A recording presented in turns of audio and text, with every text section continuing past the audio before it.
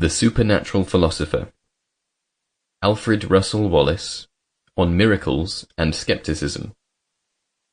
Written by Alfred Russel Wallace. Narrated by Jack Noble.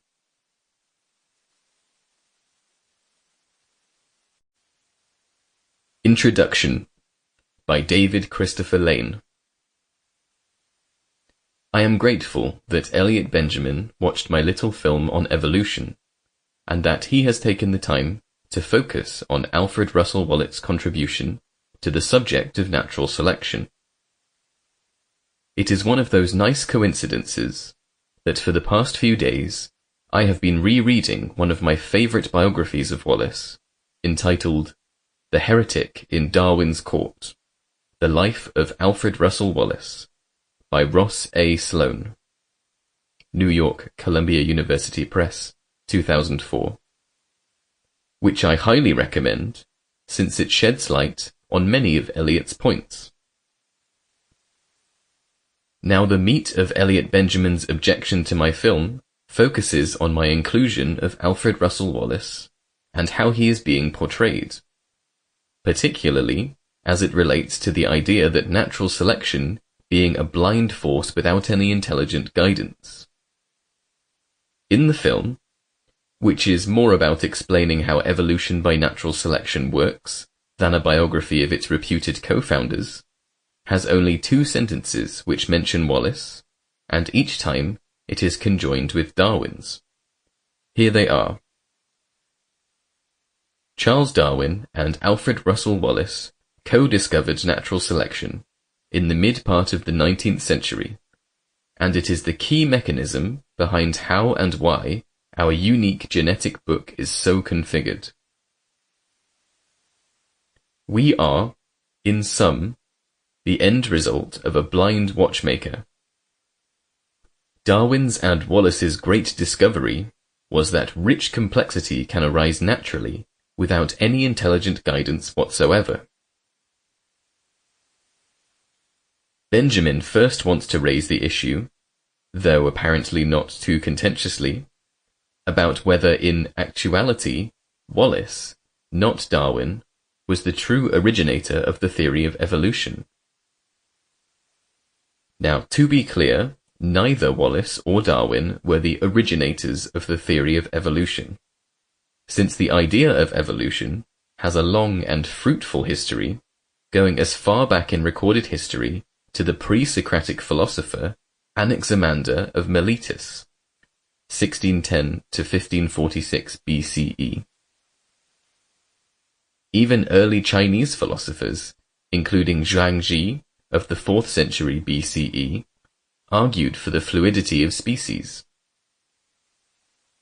No, what Wallace and Darwin co-discovered was the mechanism behind how species evolved over time, and this became more commonly known as natural selection.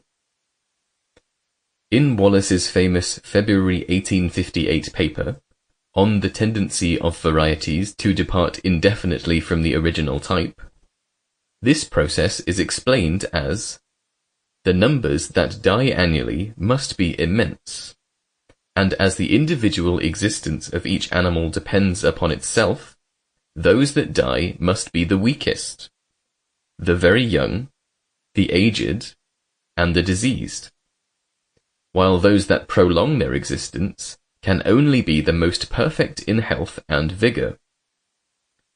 Those who are best able to obtain food regularly and avoid their numerous enemies.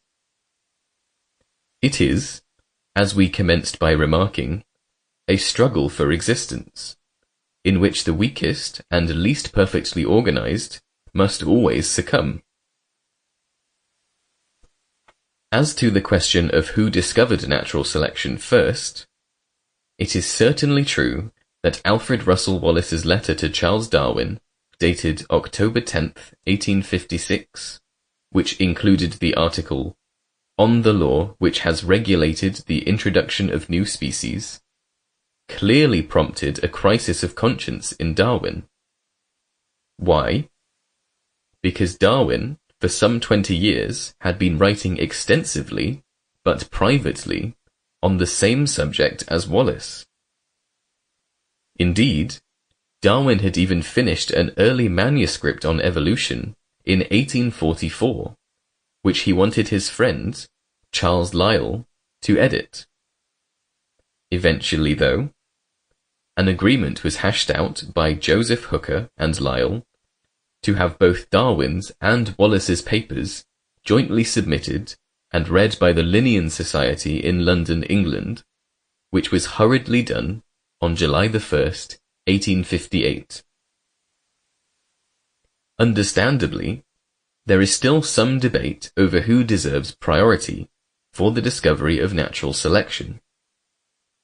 Nevertheless, most scholars agree, and Darwin's notebooks clearly back up this assertion, that Darwin had written about natural selection many years before receiving Wallace's unexpected letter and article. Perhaps most tellingly, Alfred Russel Wallace himself felt that Darwin rightfully deserved the credit he received. As Wallace's sympathetic biographer, Ross A. Slotton, admits, Wallace considered it a most fortunate circumstance that he had initiated a correspondence with Darwin on the subject of varieties, and thus caused Darwin to move up the publication date of part of his researches. He had no doubt that Darwin's views were more complete than his own, and secured the right to claim priority. Wallace himself wrote in 1858, "It would have caused me much pain and regret had Mr. Darwin's excess of generosity led him to make public my paper unaccompanied by his own." Later, after the publication of Darwin's On the Origin of Species in 1859, Wallace, after reading the book 5 times, would go on to lavish unabashed praise about what Darwin had achieved. Writes Wallace, "I really feel thankful that it has not been left to me to give the theory to the public. Mr. Darwin has created a new science and a new philosophy, and I believe that never has such a complete illustration of a new branch of human knowledge been due the labor and researches of a single man. Never have such masses of facts been combined into a system and brought to bear upon the establishment of such a grand and new and simple philosophy." So, in essence, what is natural selection? It is, quite simply, an explanation of how organisms evolve over time due to differential reproductive successes, and how such advances, preserved over time, tend on average to convey an adaptive character fitted for longer survival and thus suitable for increased fecundity. Or, as Alfred Russel Wallace himself explained it in a letter to Nature in 1891, if there were no selection constantly going on, why should it happen that the kind of variations that occur so frequently under domestication never maintain themselves in a state of nature? Examples of this class are white blackbirds or pigeons, black sheep, and unsymmetrically marked animals generally. These occur not unfrequently, as well as such sports as six-toed or stump-tailed cats, and they all persist and even increase under domestication, but never in a state of nature. And there seems no reason for this, but that in the latter case, they are quickly eliminated through the struggle for existence. That is, by natural selection. It is important to notice, however, that when Wallace describes how natural selection works, he does not interject anything metaphysical whatsoever. That is precisely why it is called natural selection, and not something else. Ironically, for many years Wallace was considered a stronger advocate for natural selection, almost exclusively, than even Charles Darwin. Where Darwin and Wallace parted company over natural selection, is when it came to the evolution of the human mind in Homo sapiens. Specifically, how consciousness arose from unconscious molecules. Wallace strenuously argued that natural selection could explain how complexity arose from simpler forms. To wit my quote, "Darwin's and Wallace's great discovery that rich complexity can arise naturally without any intelligent guidance whatsoever."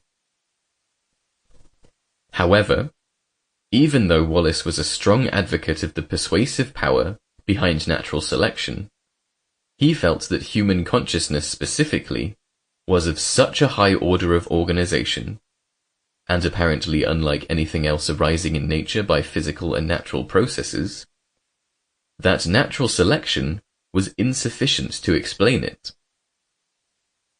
This led Wallace to a somewhat abstruse, to cite the exact description by his biographer, model of the human mind and its interaction with nature at large.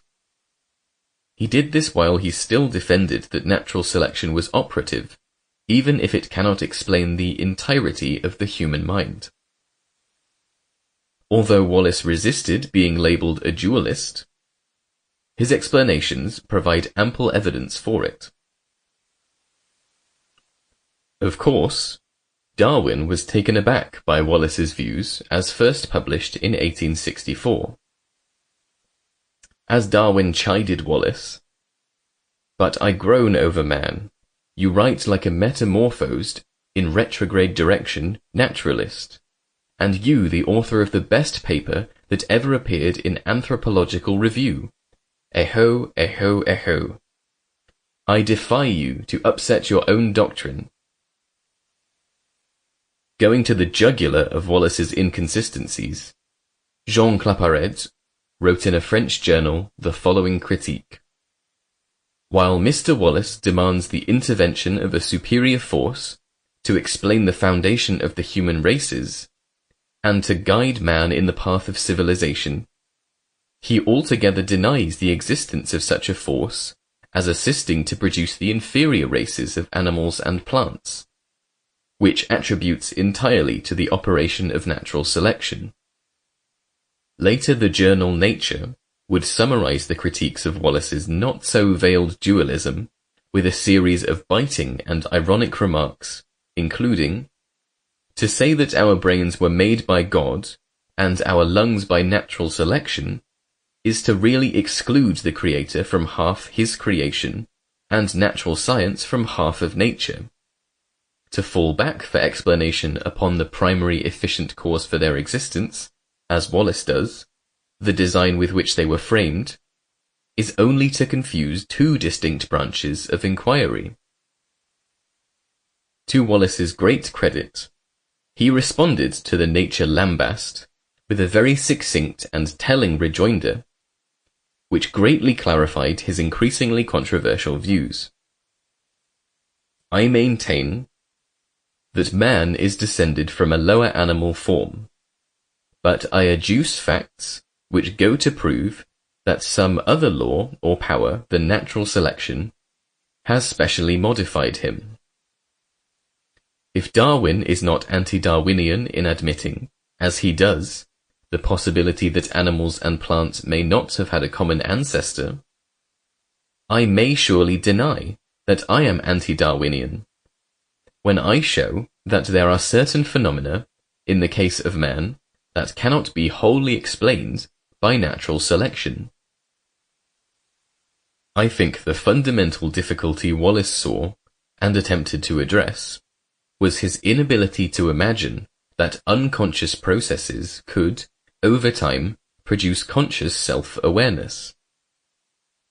Wallace captures this when he opines that it is impossible for us to believe that the mere addition of 1, 2, or 1,000 other material elements to form a more complex molecule could in any way tend to produce a self-conscious existence. Wallace's use of "impossible to believe" is quite revealing here, since that was the same objection that had been given for years against his own theory about how species mutate over time due to varying environmental conditions. Darwin, of course, saw things quite differently than his friend and didn't think it was at all impossible to imagine how far-reaching natural selection could be, both in the past and in the future. As Darwin pointed out, we must, however, acknowledge, as it seems to me, that man with all his noble qualities still bears in his bodily frame the indelible stamp of his lowly origin. While I applaud Benjamin's desire to provide a richer and fuller context in which to understand Wallace's understanding of evolution with regards to human beings and their self-reflective consciousness, we shouldn't forget that Wallace himself is responsible, in part, for the idea that rich complexity can arise from simpler materials without invoking a metaphysical intervention.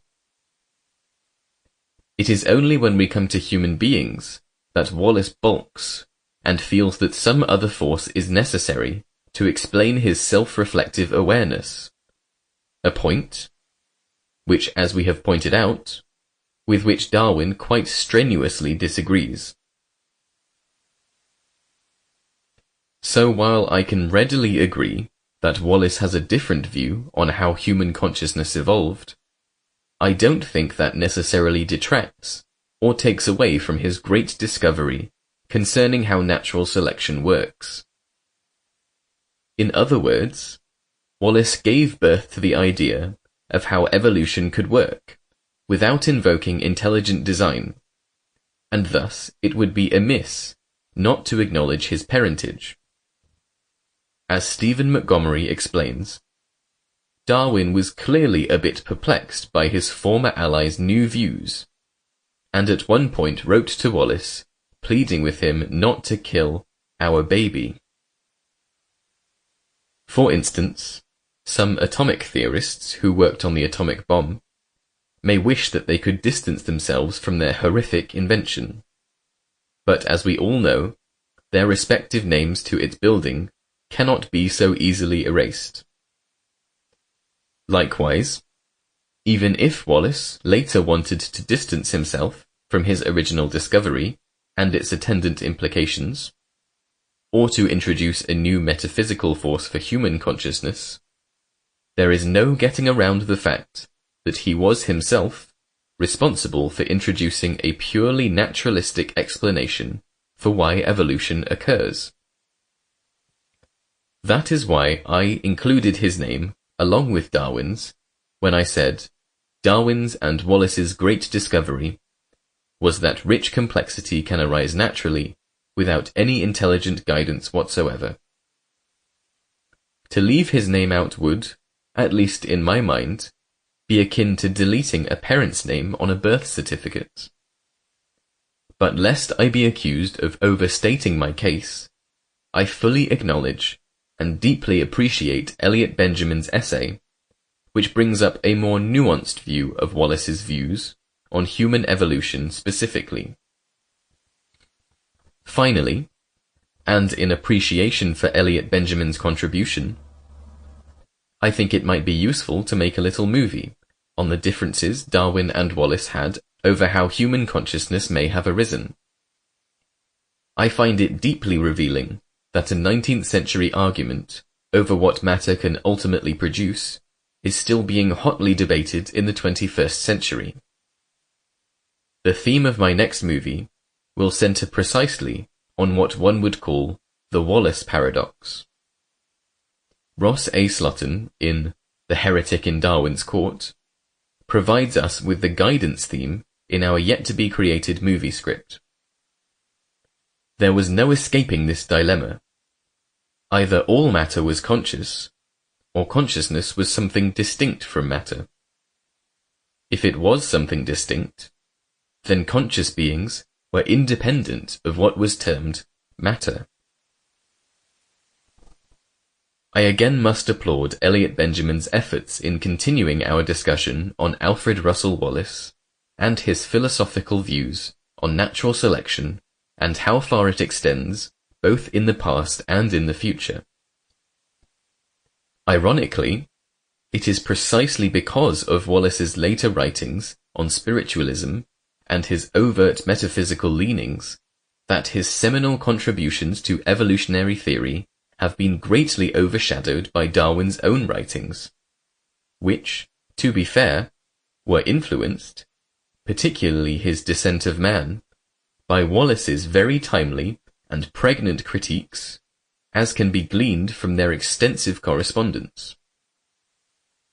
I highly recommend a close examination of their letters, to and fro, on the Darwin Project website, which contains a vast collection of Darwin's own letters, numbering over 7,500 distinct pieces.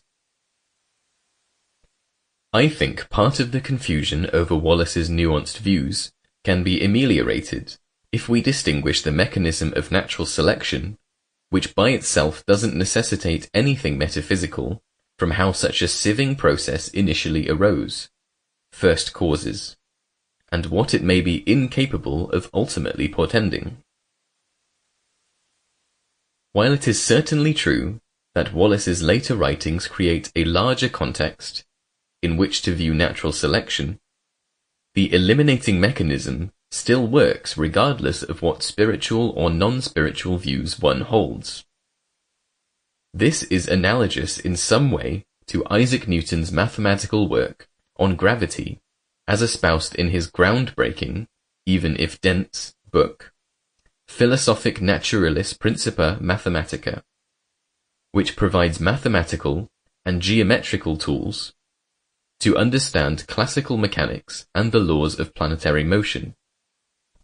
Newton, however, would later on argue against interpreting his works as suggesting that the cosmos was merely a vast machine-like apparatus, since, as he famously quipped, gravity explains the motions of the planets, but it cannot explain who set the planets in motion. God governs all things, and knows all that is, or can be done. I think something similar is the case with Wallace's own later writings, which attempted to provide a wider hermeneutic and philosophic overview of the universe and its ultimate causation. Therefore, even if it may appear contradictory at first glance, Wallace's original papers on how evolution proceeds via natural selection, like Newton's work on celestial mechanics, are distinct from his later metaphysical imputations. Why? Because just as ocean waves can be understood by the transference of wind energy onto water, without resorting to their ultimate ontology, so too can the mutation of species be understood by natural selection, even if it doesn't address the ultimate causation of how the cosmos first came into existence. This is precisely why the scientific journal Nature criticized Wallace over confusing first and secondary causes when it wrote, "All the phenomena we know are of necessity, ultimately referable to the first great cause. The object of science is to discover their secondary causes.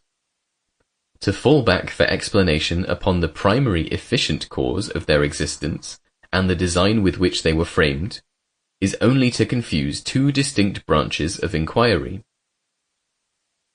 It is for this reason that Alfred Russel Wallace will forever be rightfully cited along with Darwin as the co-discoverer of natural selection, even if in his later writings, like Newton before him, he wishes to see a supernatural teleology behind the universe's unfolding. Simply put, it is called natural selection precisely because it is natural, within nature, and empirically testable and observable over time. That there may be other processes at work, which are not strictly due to natural selection, is certainly true, and is a very fruitful line of inquiry.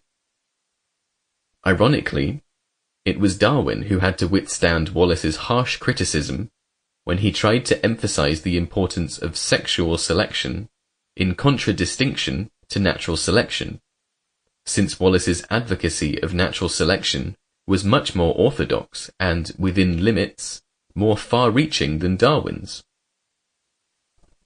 Finally, I want to thank Elliot Benjamin for focusing our attention on the varying and insightful views of Alfred Russel Wallace, whose later contrarian views on the subject of evolution and its creative design deserves more attention than it has received. This is particularly true when we see how deeply interested Wallace became in attending various spiritualist and psychic gatherings. Ever the field worker, Wallace wanted to see for himself what evidence there was for the supernatural. The following excerpts are a glimpse of Wallace's passionate interest in his subject, and how he applied his critical mind to those who were skeptical of miracles and the like, particularly the famous philosopher David Hume. In closely reading Wallace today, I cannot help reflect upon his naivety, especially with his willingness to accept eyewitness accounts as being wholly accurate and evidential. While it is certainly true that we must keep an open mind and not be so cynical in our outlook that we don't accept evidence that contradicts our preset models, but we must be doubly careful not to succumb to premature transcendental theorizing, particularly when a close inspection of psychic phenomena far too often shows that something much more mundane is occurring. This is best captured by Pierre-Simon Laplace's witty advice when he writes, "The weight of evidence for an extraordinary claim must be proportioned to its strangeness." Carl Sagan, writing decades later, modernized Laplace, arguing, "Extraordinary claims demand extraordinary evidence." As much as I admire Alfred Russel Wallace, I can well understand why his friend Charles Darwin was a bit horrified when his colleague eschewed natural selection precisely when it counted most. In any case, I do think Wallace's writings here are important, even if we find ourselves disagreeing with him at various turns.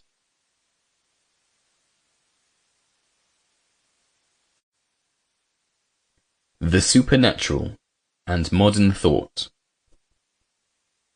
It is now generally admitted that those opinions and beliefs in which men have been educated generation after generation, and which have thus come to form part of their mental nature, are especially liable to be erroneous, because they keep alive and perpetuate the ideas and prejudices of a bygone and less enlightened age.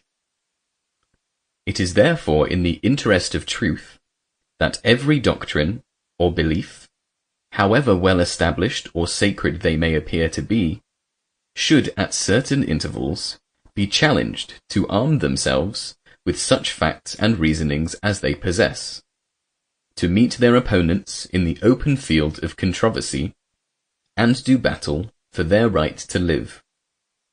Nor can any exemption be claimed in favor of those beliefs which are the product of modern civilization, and which have for several generations been unquestioned by the great mass of the educated community.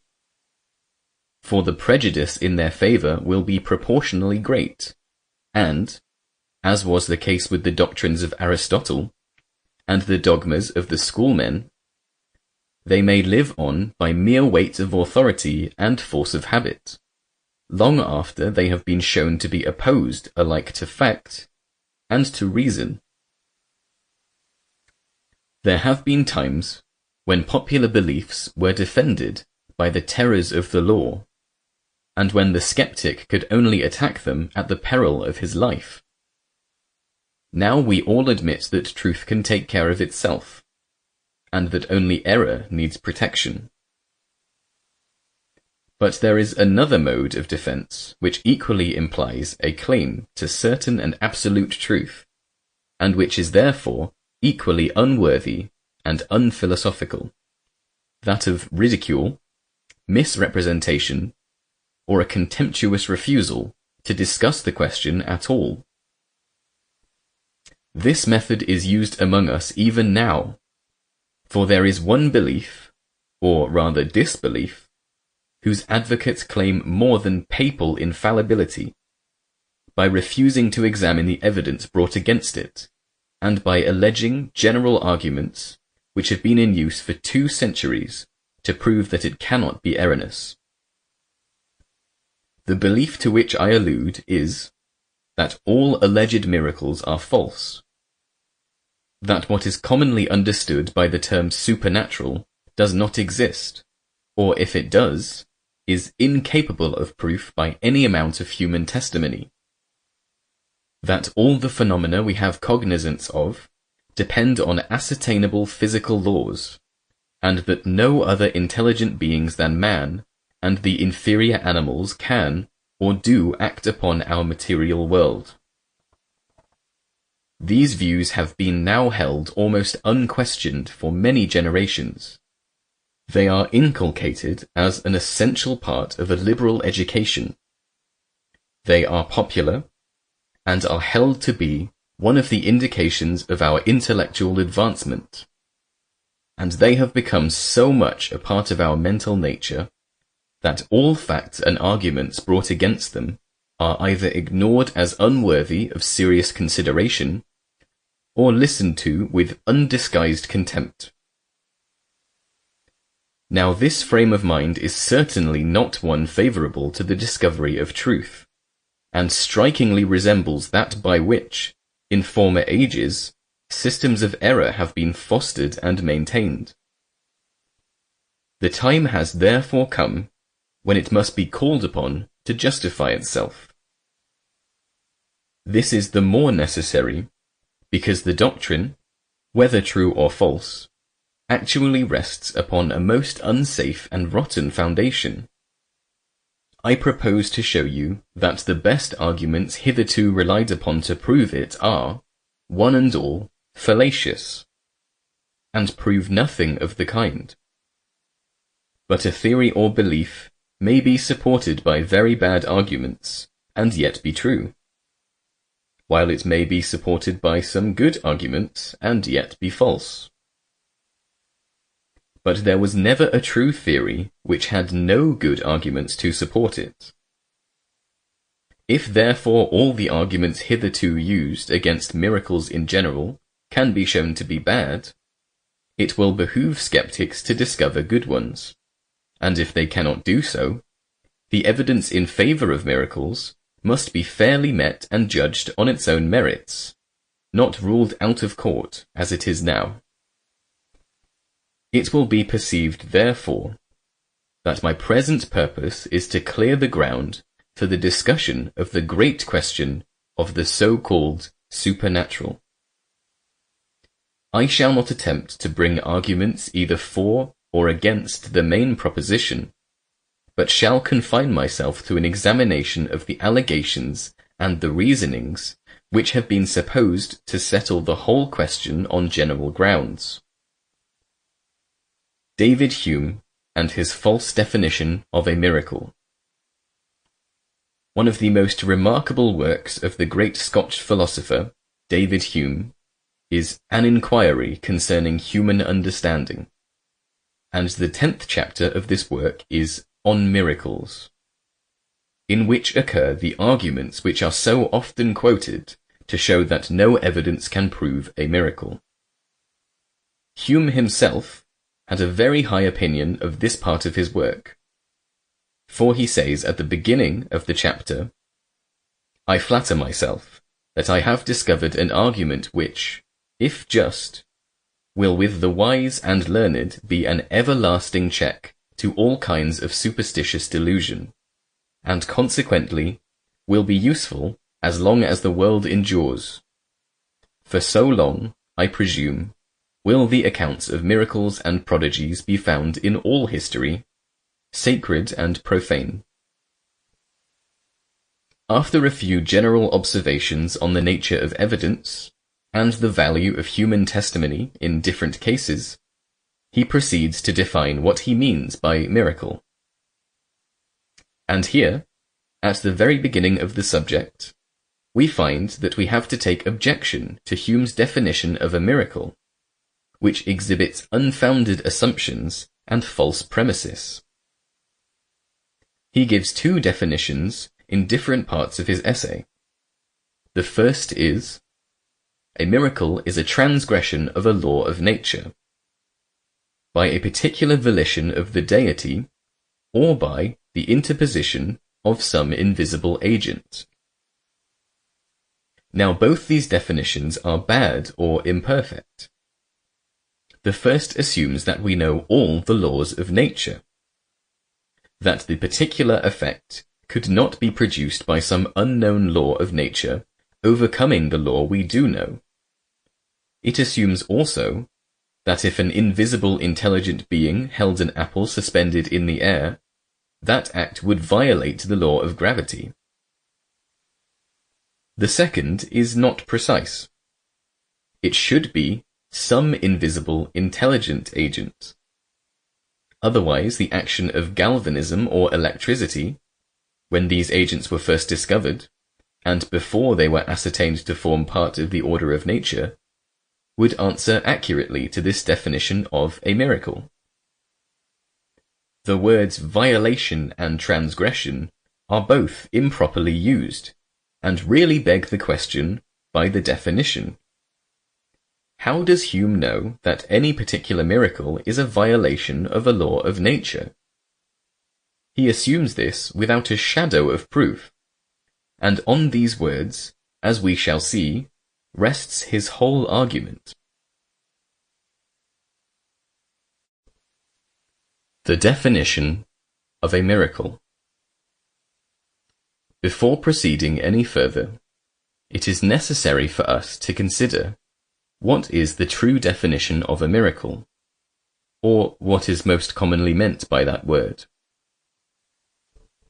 A miracle is distinguished from a new and unheard of natural phenomenon, supposes an intelligent superhuman agent either visible or invisible. It is not necessary that what is done should be beyond the power of man to do. The simplest action, if performed independently of human or visible agency, such as a teacup lifted in the air at request, as by an invisible hand and without assignable cause, would be universally admitted to be a miracle. As much so as the lifting of a house into the air, the instantaneous healing of a wound, or the instantaneous production of an elaborate drawing. My definition of a miracle, therefore, is as follows. Any act or event implying the existence and agency of superhuman intelligences. Considering the human soul or spirit, if manifested out of the body, as one of these superhuman intelligences.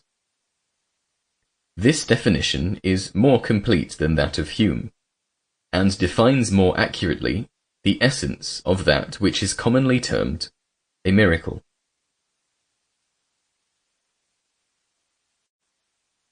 Hume's first argument, a radical fallacy.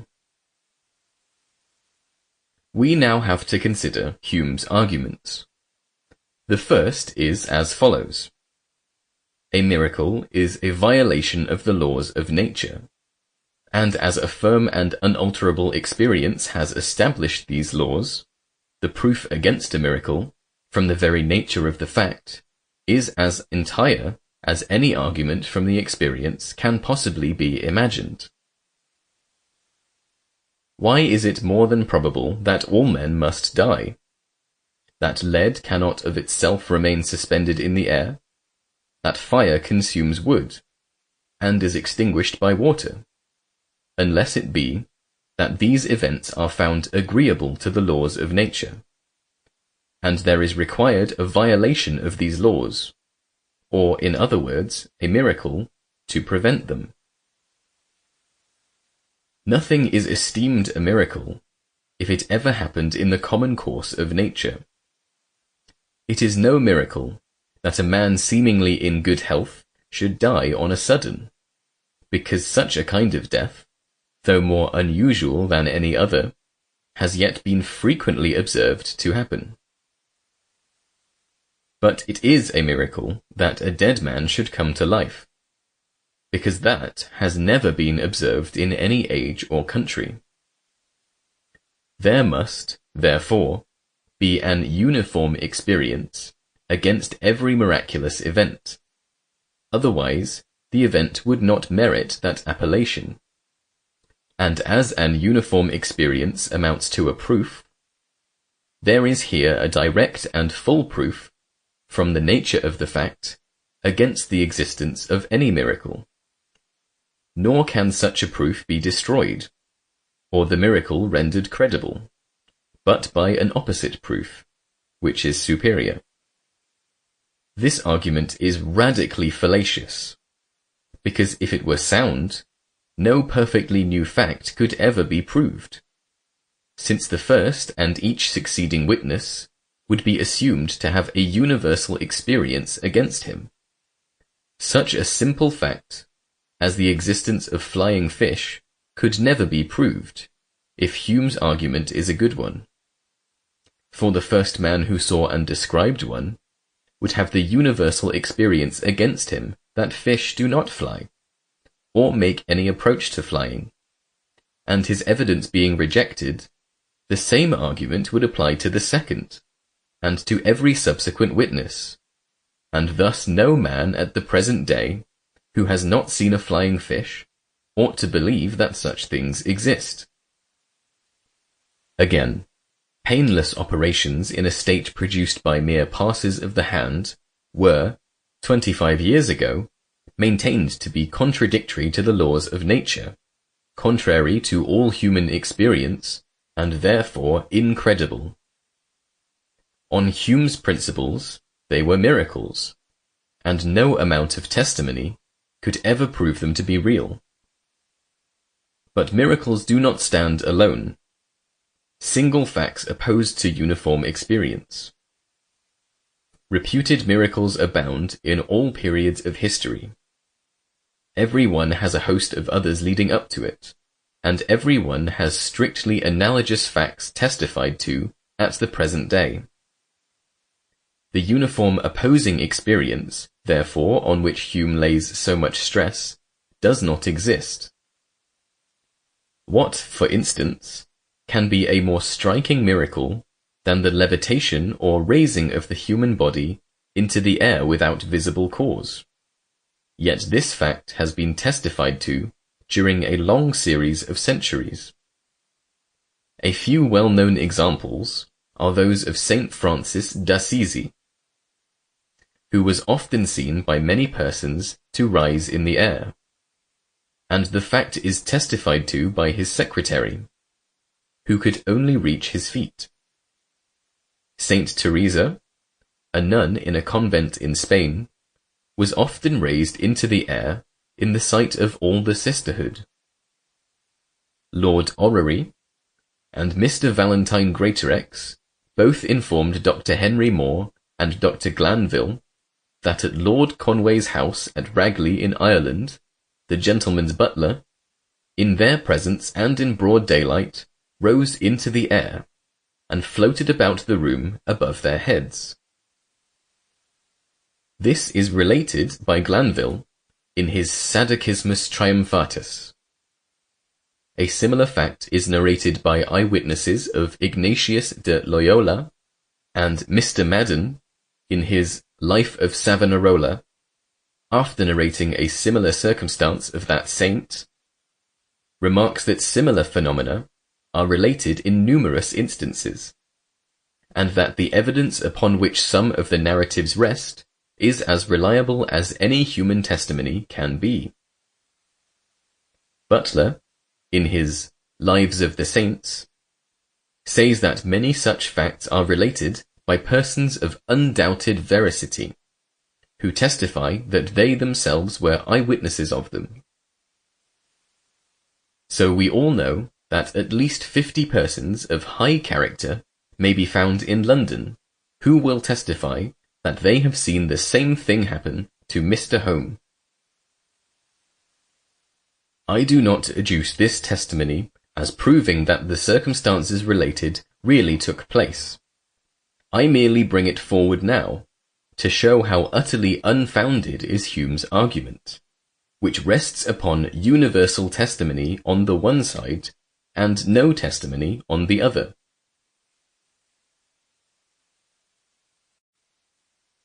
Hume self-contradictory. I now have to show that in Hume's efforts to prove his point, he contradicts himself in a manner so gross and complete as is perhaps not to be found in the works of any other eminent author. The first passage I will quote is as follows. For first, there is not to be found, in all history, any miracle attested by a sufficient number of men, of such unquestioned good sense, education, and learning, as to secure us against all delusion in themselves, of such undoubted integrity as to place them beyond all suspicion of any design to deceive others, of such credit and reputation in the eyes of mankind as to have a great deal to lose in case of their being detected in any falsehood, and at the same time attesting facts performed in such a public manner, and in so celebrated a part of the world as to render the detection unavoidable, all which circumstances are requisite to give us a full assurance in the testimony of men. A few pages further on, we find this passage. There surely never was a greater number of miracles ascribed to one person than those which were lately said to have been wrought in France upon the tomb of Abbé Paris, the famous Jansenist, with whose sanctity the people were so long deluded. The curing of the sick, giving hearing to the deaf, and sight to the blind, were everywhere talked of as the usual effects of that holy sepulchre. But what is more extraordinary, many of the miracles were immediately proved upon the spot, before judges of unquestioned integrity, attested by witnesses of credit and distinction, in a learned age, and on the most eminent theatre that is now in the world. Nor is this all. A relation of them was published and dispersed everywhere. Nor were the Jesuits, though a learned body, supported by the civil magistrates, and determined enemies to those opinions, in whose favour the miracles were said to have been wrought, ever able distinctly to refute or detect them. Where shall we find such a number of circumstances agreeing to the corroboration of one fact? And what have we to oppose such a cloud of witnesses, but the absolute impossibility or miraculous nature of the events which they relate? And this, surely, in the eyes of all reasonable people, will alone be regarded as a sufficient refutation.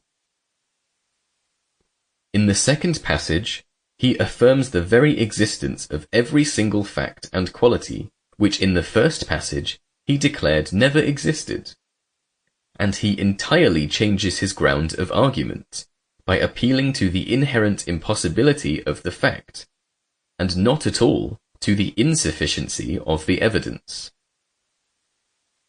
He even makes this contradiction still more remarkable by a note which he has himself given to this passage, a portion of which is as follows. This book was wrote by Monseigneur Montgeron, councillor or judge of the Parliament of Paris, a man of figure and character, who was also martyr to the cause, and is now said to be somewhere in a dungeon on account of his book. Many of the miracles of Abbé Paris were proved immediately by witnesses before the officiality or bishop's court at Paris, under the eye of Cardinal Niels, whose character for integrity and capacity was never contested, even by his enemies. His successor in the archbishopric was an enemy to the Jansenists, and for that reason promoted to the see by the court. Yet 22 rectors or cures of Paris, with infinite earnestness, press him to examine those miracles, which they assert to be known to the whole world, and indisputably certain. But he wisely forbore. All who have been in France about that time have heard of the reputation of Monseigneur Hérault, the lieutenant of police, whose vigilance, penetration, activity, and extensive intelligence have been much talked of. This magistrate who, by the nature of his office, is almost absolute, was invested with full powers, on purpose to suppress or discredit these miracles, and he frequently seized immediately, and examined the witnesses and subjects to them, but never could reach anything satisfactory against them. In the case of Mademoiselle Thibault, he sent the famous De Silva to examine her, whose evidence is very curious. The physician declares that it was impossible that she could have been so ill as was proved by witnesses, because it was impossible that she could, in so short a time, have recovered so perfectly as he found her. He reasoned like a man of sense, from natural causes. But the opposite party told him that the whole was a miracle, and that his evidence was the very best proof of it. No less a man than the Duc de Châtillon, a duke and peer of France, of the highest rank and family, gives evidence of a miraculous cure performed upon a servant of his, who had lived for several years in his house with a visible and palpable infirmity. I shall conclude with observing that no clergy are more celebrated for strictness of life and manners than the regular clergy of France, particularly the rectors and cures of Paris, who bear testimony to these impostures. The learning, genius, and probity of the gentlemen, and the austerity of the nuns of Port Royal, have been much celebrated all over Europe. Yet they all give evidence for a miracle, wrought on the niece of the famous Pascal, whose sanctity of life, as well as extraordinary capacity, is well known. The famous Racine gives his account of this miracle in his famous history of Port Royal, and fortifies it with all the proofs, which a multitude of nuns, priests, physicians, and men of the world, all of them of undoubted credit, could bestow upon it. Several men of letters, particularly the Bishop of Tournai, thought this miracle so certain as to employ it in the refutation of atheists and free thinkers. The Queen Regent of France, who was extremely prejudiced against the Port Royal, sent her own physician to examine the miracle, who returned an absolute convert. In short, the supernatural cure was so incontestable that it saved, for a time, that famous monastery from the ruin with which it was threatened by the Jesuits.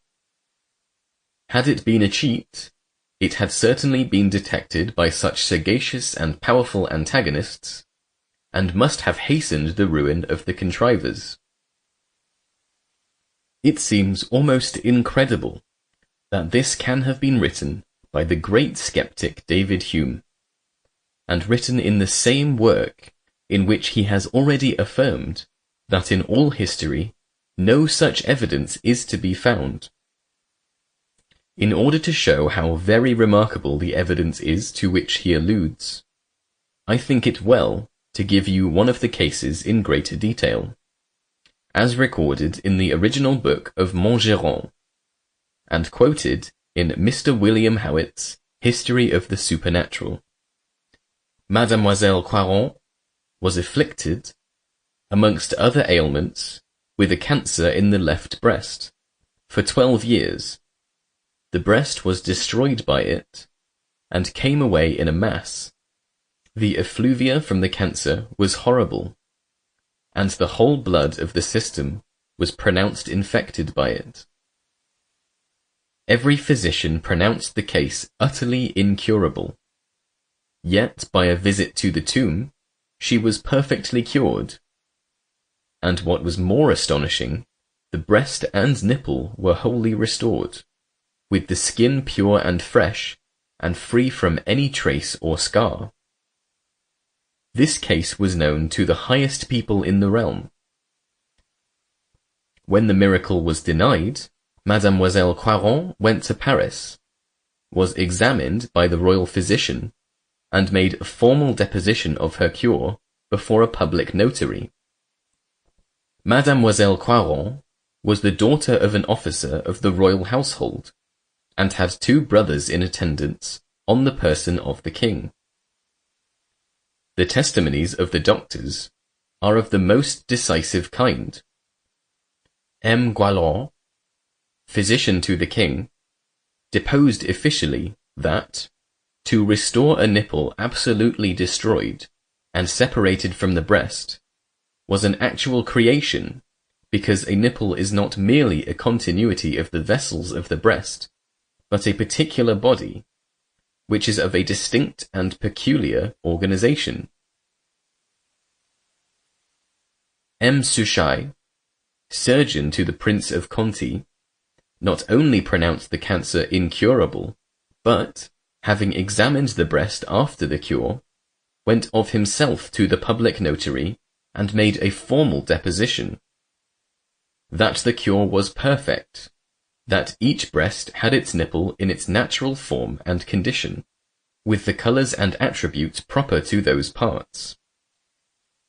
Such also are the testimonies of Séguier, the surgeon of the hospital at Nanterre, of M. Deschières, surgeon to the Duchess of Berry, of M. Hoquet, one of the most celebrated surgeons in France, and numbers of others, as well as of public officers and parties of the greatest reputation, universally known, all of whose depositions are officially and fully given by Montgeron.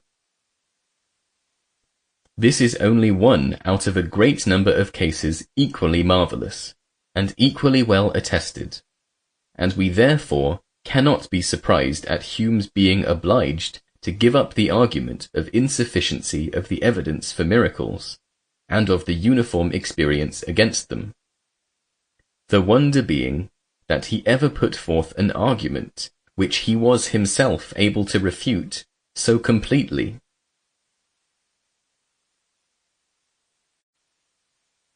Another argument of Hume's, a palpable fallacy.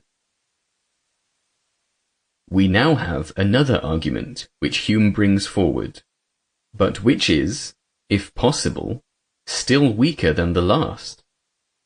He says, I may add, as a 4th reason, which diminishes the authority of prodigies, that there is no testimony for any, even those which have not been expressly detected, that is not opposed by any infinite number of witnesses, so that not only the miracle destroys the credit of the testimony, but the testimony destroys itself.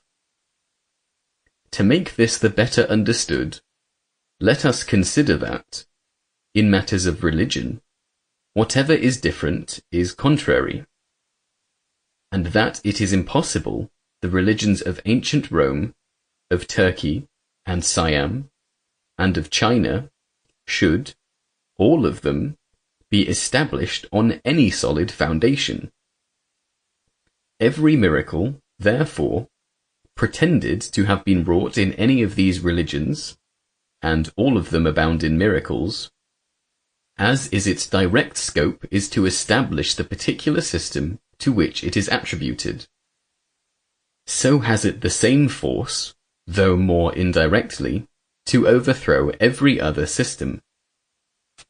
In destroying a rival system, it likewise destroys the credit of those miracles on which that system was established, so that all the prodigies of different religions are to be regarded as contrary facts, and the evidences of these prodigies, whether weak or strong, as opposite to each other. According to this method of reasoning, when we believe any miracle of Mahomet or his successors, we have for our warrant the testimony of a few barbarous Arabians. And, on the other hand, we are to regard the authority of Titus, Livius, Plutarch, Tacitus, and in short, all of the authors and witnesses, Grecian, Chinese, and Roman Catholic, who have related any miracle in their particular religion. I say, we are to regard their testimony in the same light as if they had mentioned that Mahometan miracle, and had in express terms contradicted it, with the same certainty as they have for the miracle they relate. Now this argument, if argument it can be called, rests upon the extraordinary assumption that a miracle, if real, can only come from God, and must therefore support only a true religion. It assumes also that religions cannot be true unless given by God.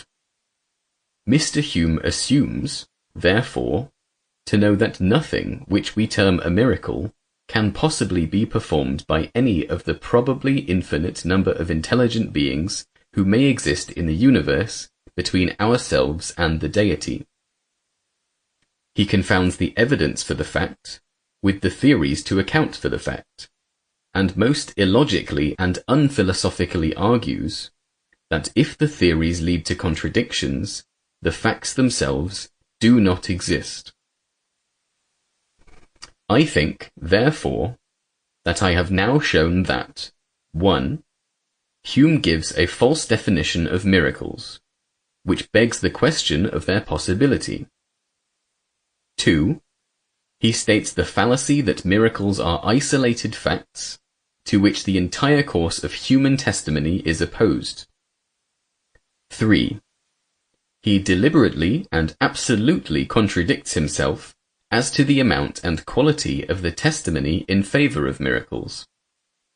4.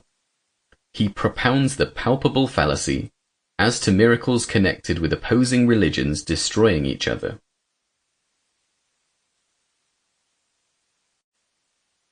Recent objections to miracles. We will now proceed to some of the more modern arguments against miracles. One of the most popular modern objections consists of making a supposition and drawing an inference, which looks like a dilemma, but which is really none at all. This argument has been put in several forms. One is, if a man tells me he came from York by the telegraph wire, I do not believe him. If 50 men tell me they came from York by telegraph wires, I do not believe them. If any number of men tell me the same, I do not believe them. Therefore, Mr. Home did not float in the air, notwithstanding any amount of testimony you may bring to prove it. Another is, if a man tells me that he saw the Lion or Northumberland House descend into Trafalgar Square and drink water from the fountains, I should not believe him. If 50 men, or any number of men, informed me of the same thing, I should still not believe them.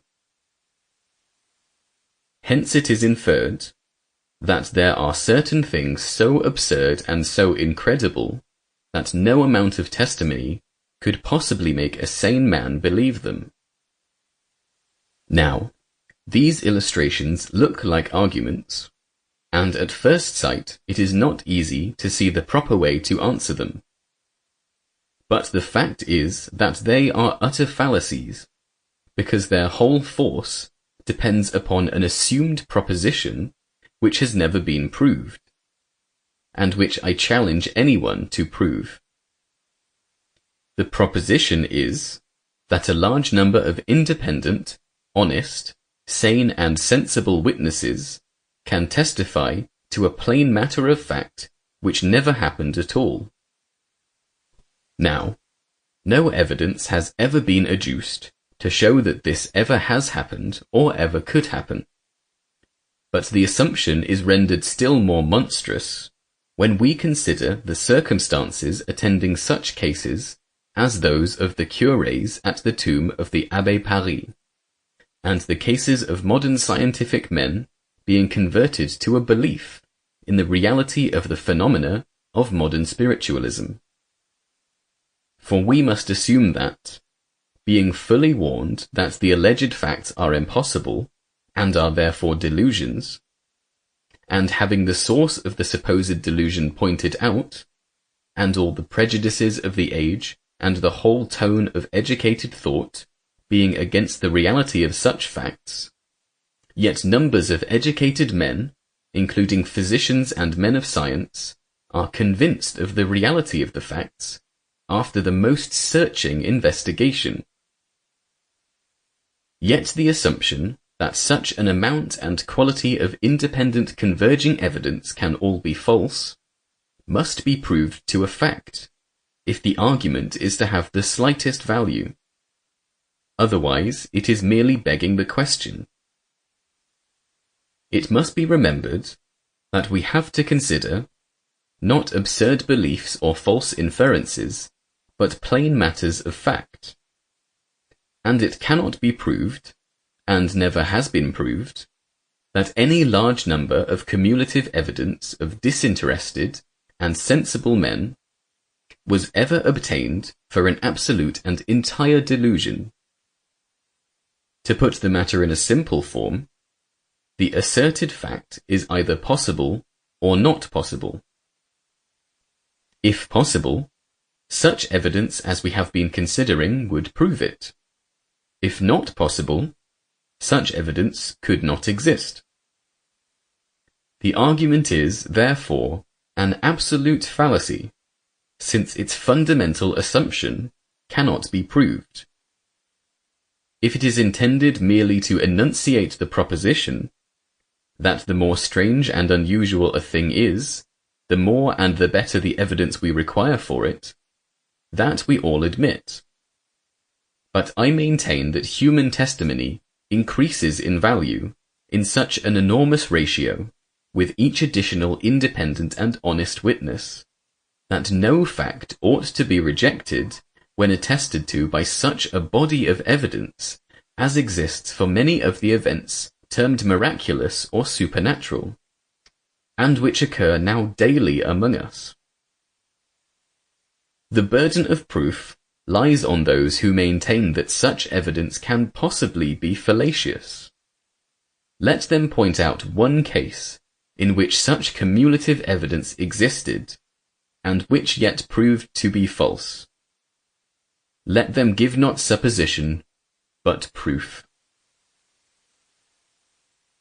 Another modern argument is used more especially against the reality of the so-called spiritual phenomena. It is said, "These phenomena are so uncertain, you have no control over them. They follow no law. Prove to us that they follow definite laws, like all other groups of natural phenomena, and we will believe them." This argument appears to have weight with some persons, and yet it is really an absurdity. The essence of the alleged phenomena, whether they be true or not is of no importance, is that they seem to be the result of the action of independent intelligences, and are therefore deemed to be spiritual or superhuman. If they had been found to follow strict law and not independent will, no one would have ever supposed them to be spiritual. The argument, therefore, is merely the statement of a foregone conclusion, namely, as long as your facts go to prove the existence of distinct intelligences, we will not believe them.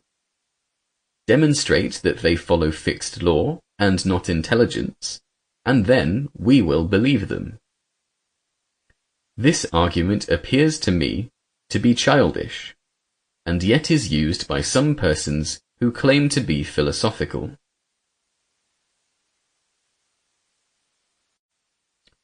Scientific men in error when they deny the facts of investigators. Another objection, which I have heard stated in public, and received with applause, is that it requires immense scientific knowledge to decide on the reality of any uncommon or incredible facts, and that till scientific men investigate and prove them, they are not worthy of credit. Now I venture to say that a greater fallacy than this was never put forth. The subject is a very important one, and the error is a very common one. But the fact is the exact opposite of what is stated.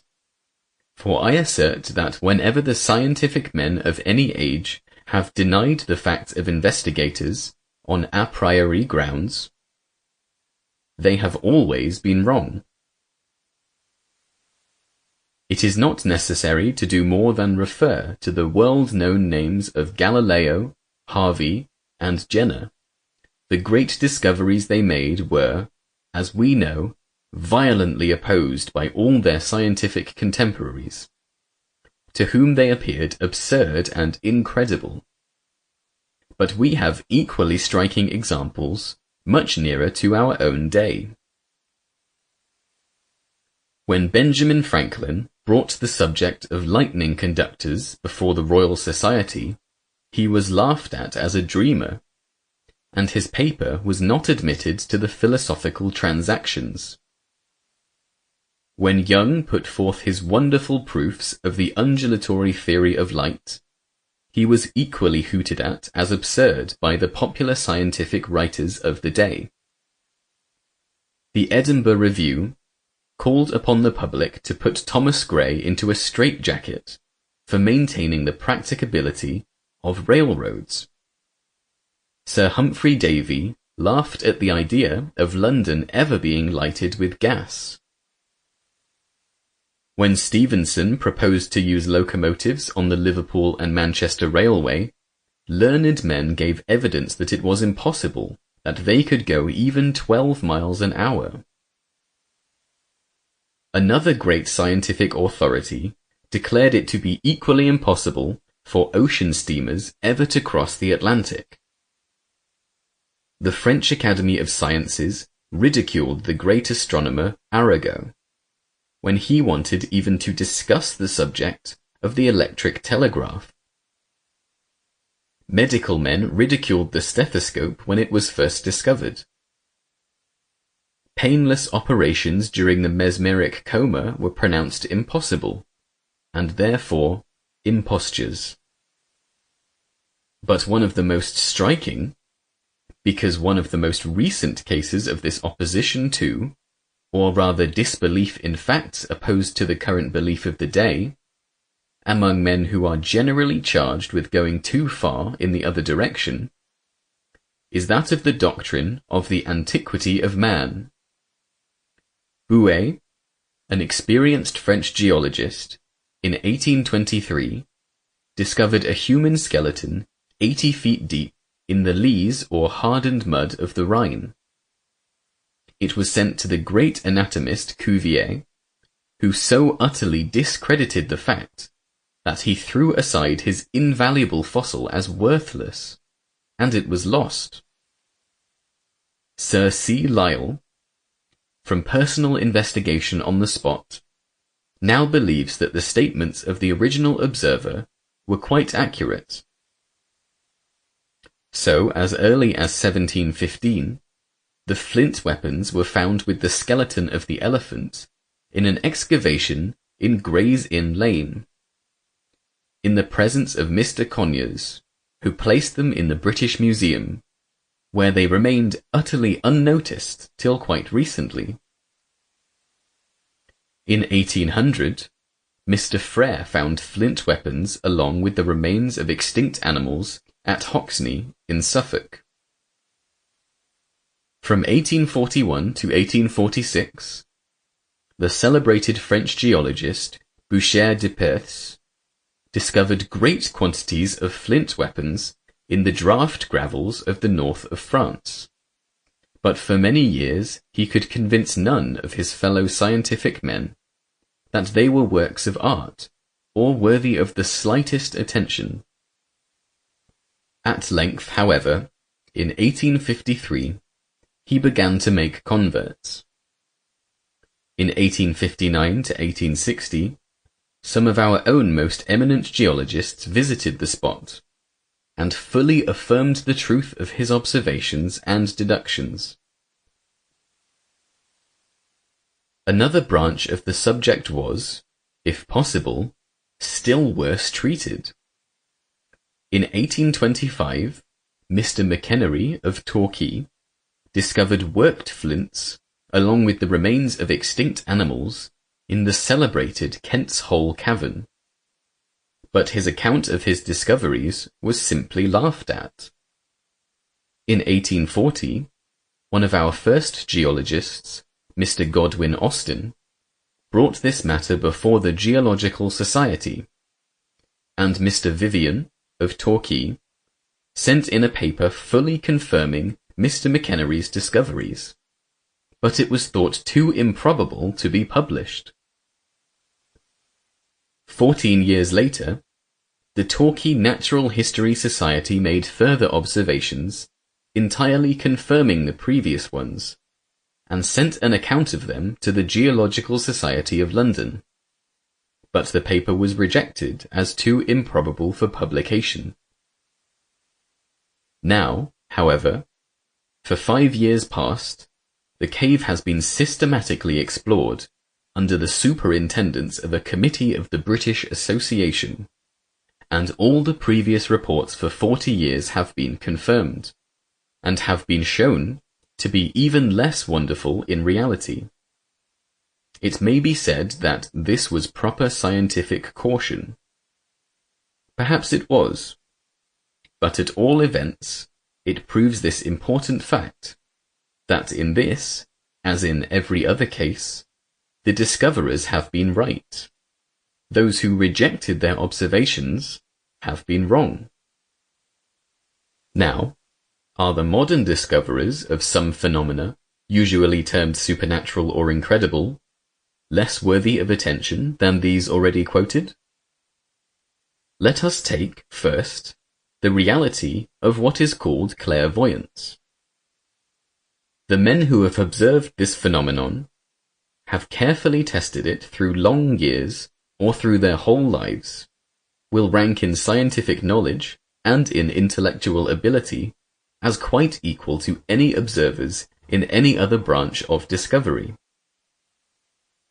We have no less than 7 eminent medical men, Doctors Elliotson, Gregory, Ashburner, Lee, Herbert, Mayo, Esdale, and Haddock, besides persons of such high ability as Miss Martineau, Dr. H. G. Atkinson, Mr. Charles Bray, and Baron Reichenbach. With the history of previous discoverers before us, is it more likely that these 11 educated persons, knowing all the arguments against the facts and investigating them carefully, should be all wrong, and those who say a priori that the thing is impossible should be all right?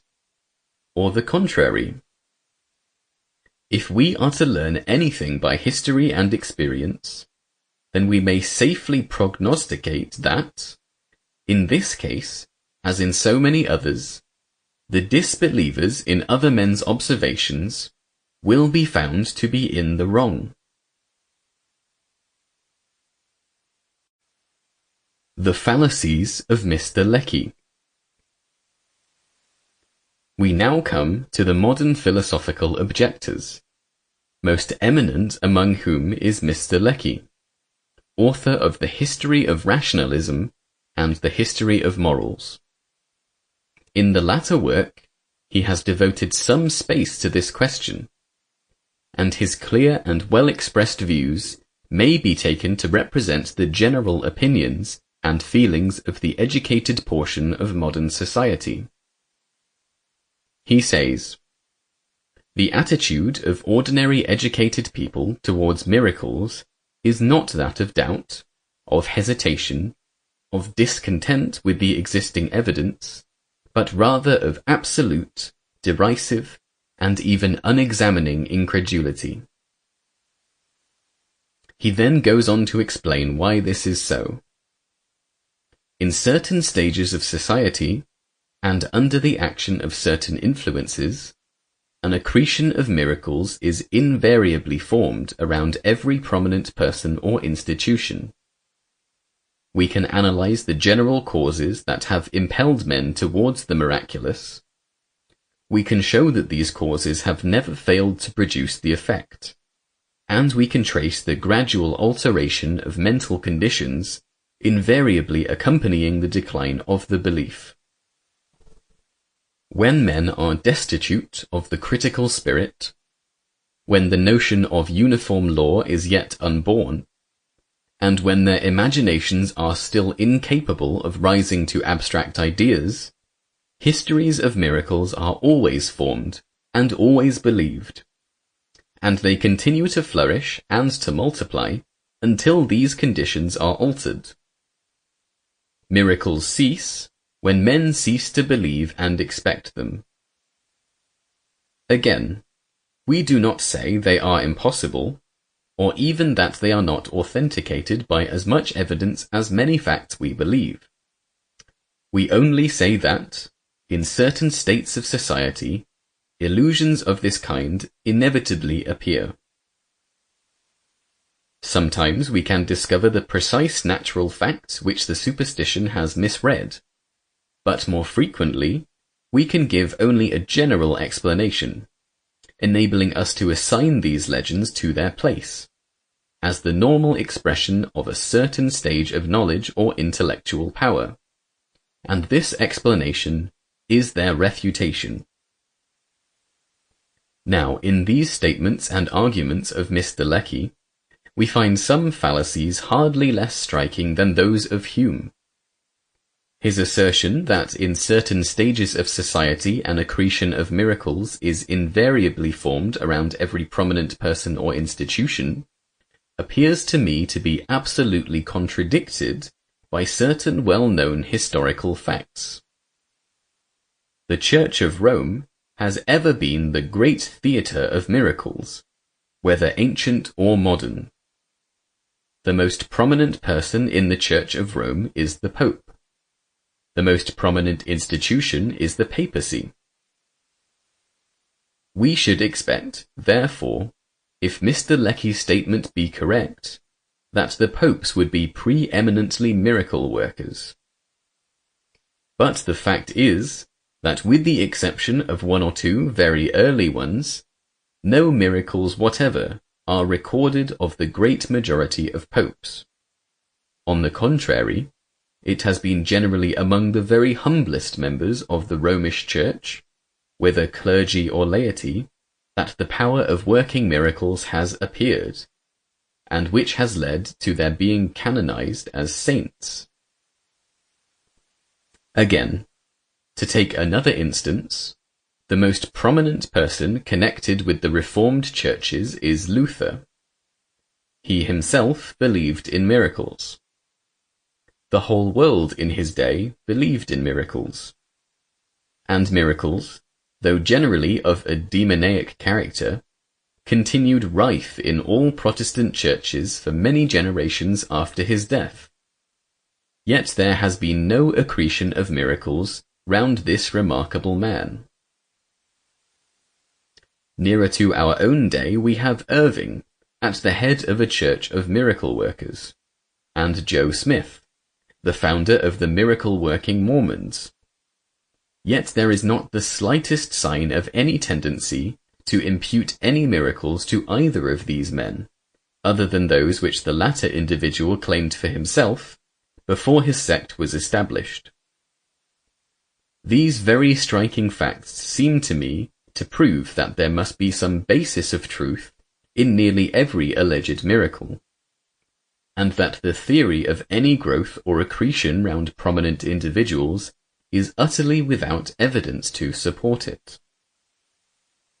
It is one of those convenient general statements which sound very plausible and very philosophical, but for which no proof whatever is offered.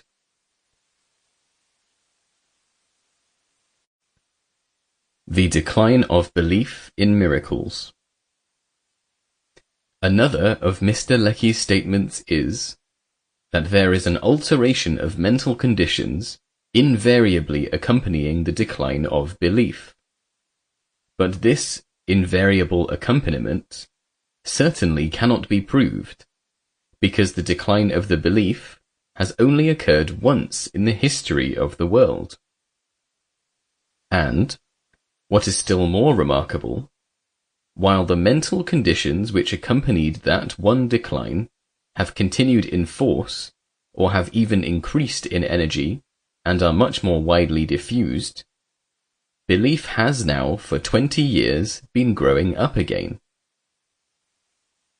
In the highest states of ancient civilization, both among the Greeks and Romans, the belief existed in full force, and has been testified to by the highest and most intellectual men of every age.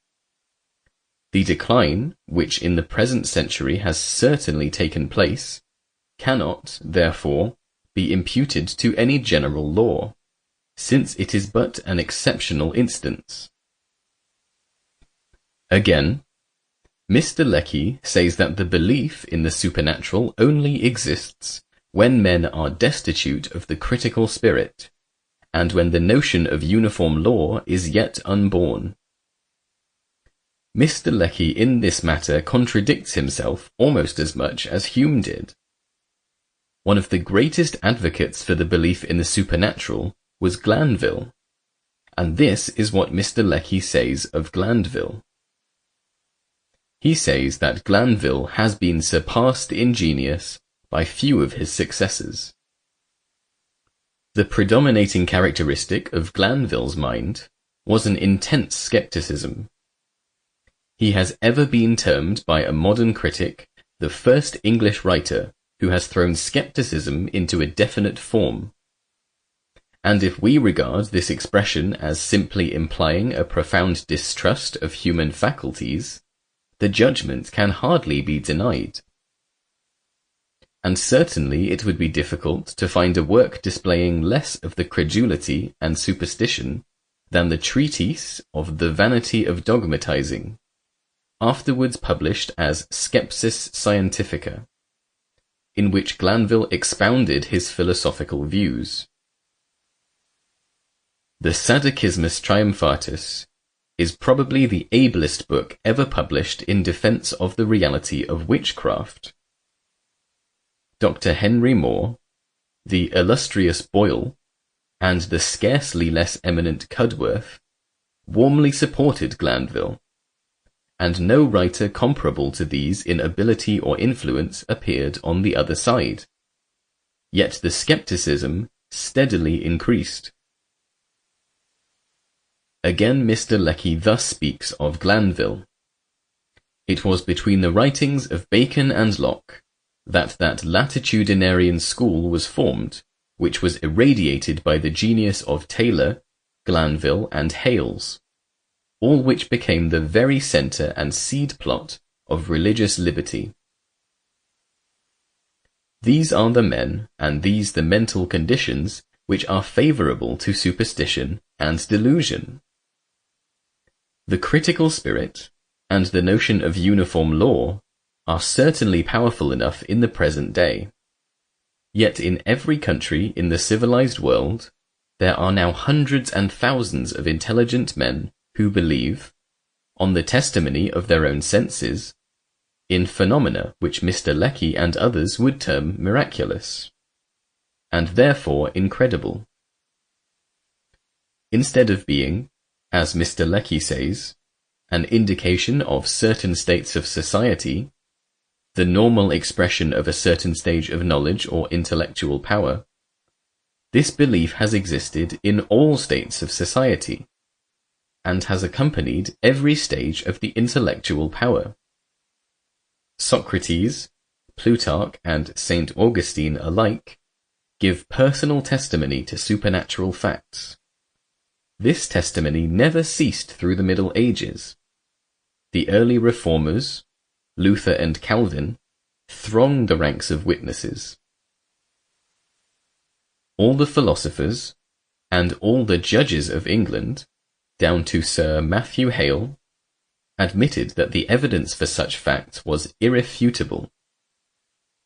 Many cases have been rigidly investigated by the police authorities of various countries, and, as we have already seen, the miracles at the tomb of the Abbé Paris, which occurred in the most skeptical period of French history, in the age of Voltaire and the encyclopedists, were proved by such an array of evidence, and were so open to investigation, that one of the noblemen of that court, convinced of their reality after the closest scrutiny, suffered the martyrdom of imprisonment in the Bastille for insisting upon making them public.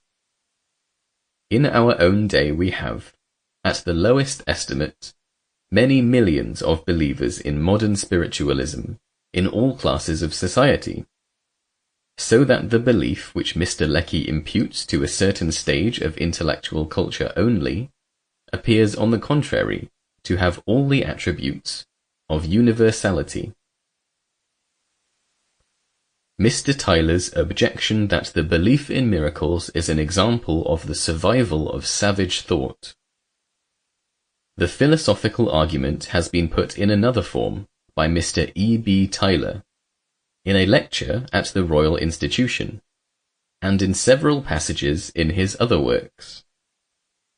He maintains that all spiritualistic and other beliefs in the supernatural are examples of the survival of savage thought among civilized people, but he ignores the facts which compel the beliefs. The thoughts of those educated men who know, from the evidence of their own senses, that things called supernatural are true and real facts, are as totally distinct from those of savages, as are their thoughts respecting the sun, or thunder, or disease, or any other natural phenomenon. As well he might maintain that the modern belief that the sun is a fiery mass is a survival of savage thought, because some savages believe so too, or that our belief that certain diseases are contagious is a similar survival of the savage idea that a man can convey a disease to his enemy.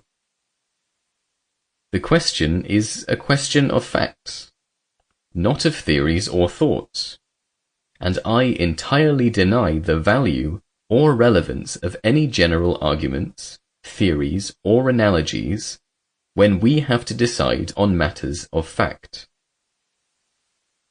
Thousands of intelligent men now living know from personal observation that some of the strange phenomena which have been pronounced absurd and impossible by scientific men are nevertheless true.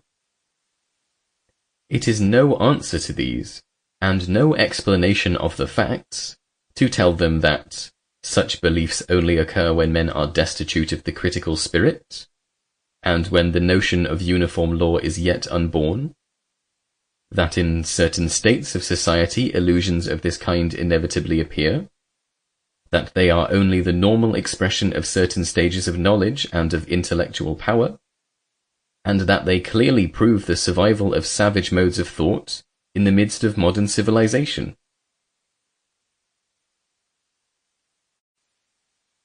Concluding observations. I believe that I have now shown 1. That Hume's arguments against miracles are full of unwarranted assumptions, fallacies, and contradictions. 2.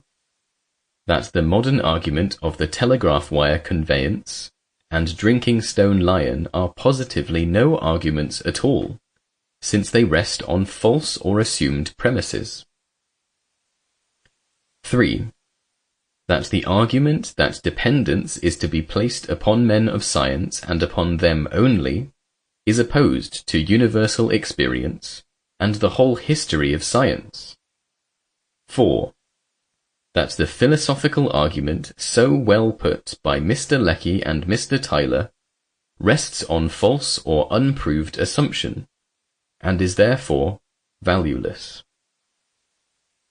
In conclusion, I must again emphatically declare that the question I have been discussing is, in no way whether miracles are true or false, or whether modern spiritualism rests upon a basis of fact or of delusion, but solely whether the arguments that have hitherto been supposed conclusive against them have any weight or value.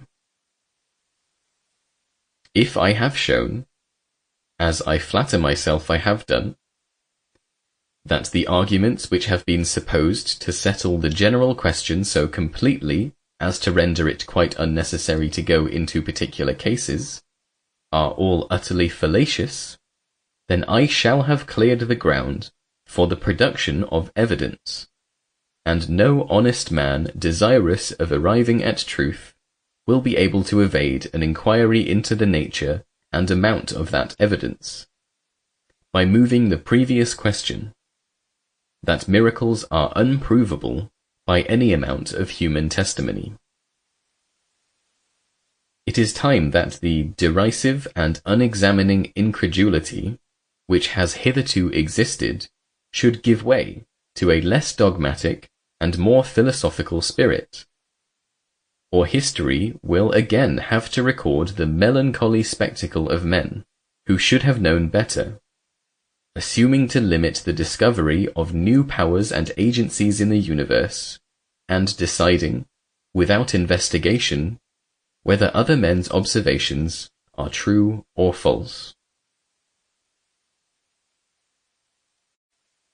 Miracles and modern science. A miracle is generally defined to be a violation or suspension of a law of nature, and as the laws of nature are the most complete expression of the accumulated experiences of the human race, Hume was of opinion that no amount of human testimony could prove a miracle. Strauss bases the whole argument of his elaborate work on the same ground, that no amount of testimony coming to us through the depth of 18 centuries can prove that those laws were ever subverted, which the unanimous experience of men now shows to be invariable. Modern science has placed this argument on a wider basis, by showing the interdependence of all these laws, and by rendering it inconceivable that force and motion, any more than matter, can be absolutely originated or destroyed. Professor Tyndall, in his recent paper on the constitution of the universe, in the Fortnightly Review, says, "A miracle is strictly defined as an invasion of the laws of the conservation of energy. To create or annihilate matter would be deemed on all hands a miracle. The creation or annihilation of energy would be equally a miracle to those who understand thoroughly the principle of conservation." Mr. Lecky, in his great work on rationalism, shows us that during the last 2 or 3 centuries there has been a continually increasing disposition to adopt secular rather than theological views in history, politics, and science. The great physical discoveries of the last 20 years have pushed forward this movement with still greater rapidity, and have led to a firm conviction in the minds of most men of education that the universe is governed by wide and immutable laws, under which all phenomena, whatever may be classed, and to which no fact in nature can ever be opposed. If, therefore, we define a miracle as a contravention of any one of those laws, it must be admitted that modern science has no place for it, and we cannot be surprised at the many and varied attempts by writers of widely different opinions to account for or explain away all recorded facts in history or religion, which they believe could only have happened on the supposition of miraculous or supernatural agency. This task has been by no means an easy one. The amount of direct testimony to miracles in all ages is very great. The belief in miracles has been, till very recently, almost universal, and it may safely be asserted that, of those who are, on general grounds, most firmly convinced of the impossibility of events deemed miraculous, few, if any, have thoroughly and honestly investigated the nature and amount of the evidence that those events really happened. On this subject, however, I do not now intend to enter. It appears to me that the very basis of the whole question has been to some extent misstated and misunderstood, and that in every well-authenticated case of supposed miracle, a solution may be found which will remove many of our difficulties.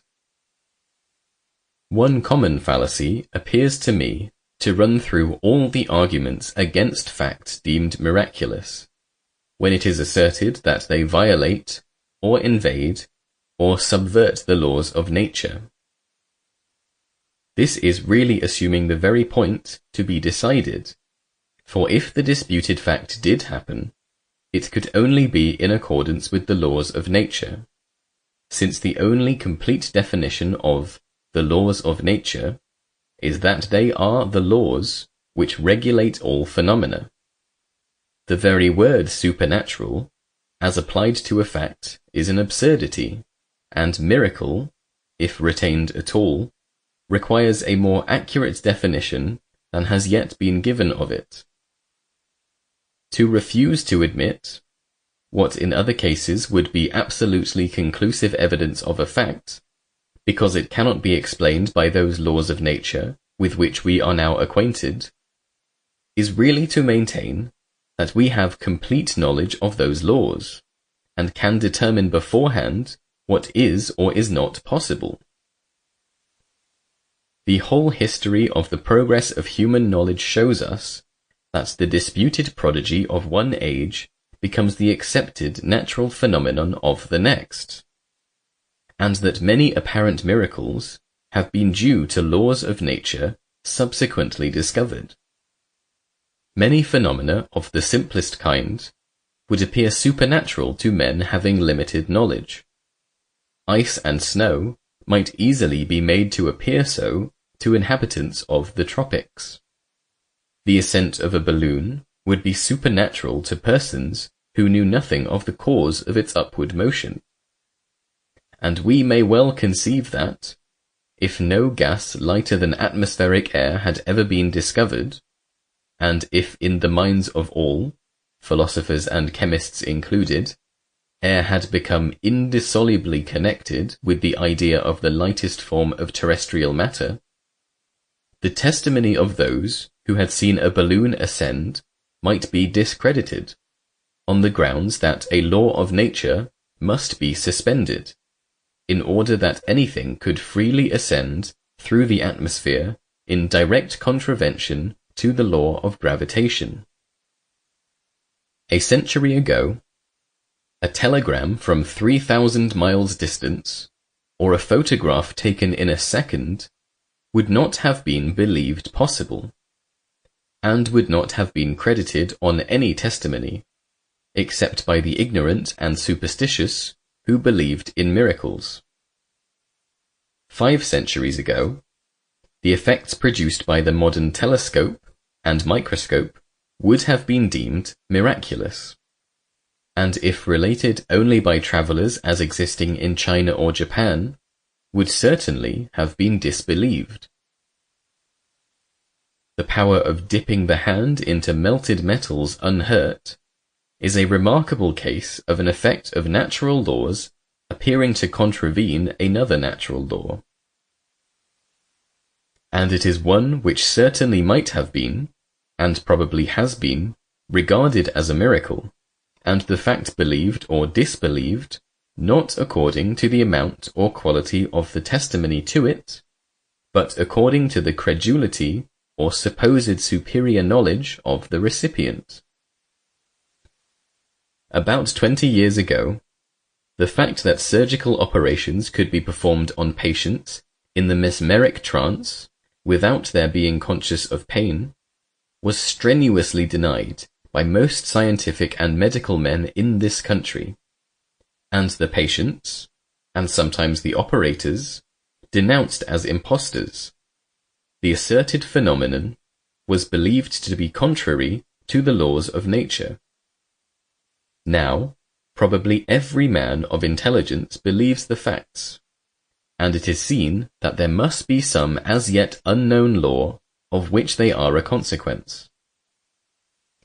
When Castellet informed Réaumur that he had reared perfect silkworms from the egg laid by a virgin moth, the answer was ex nihilo nihil fit, and the fact was disbelieved. It was contrary to one of the widest and best established laws of nature.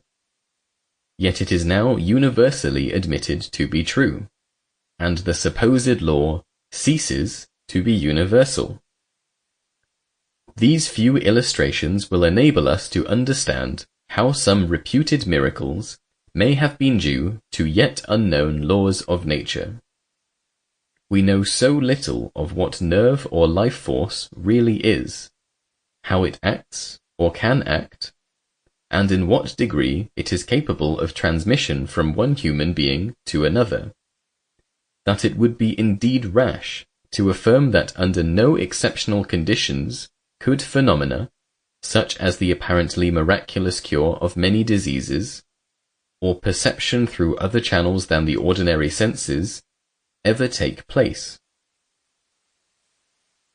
To illustrate how gradually the natural slides into the miraculous, and how easily our beliefs are determined by preconceived ideas rather than by evidence, take the following pair of cases.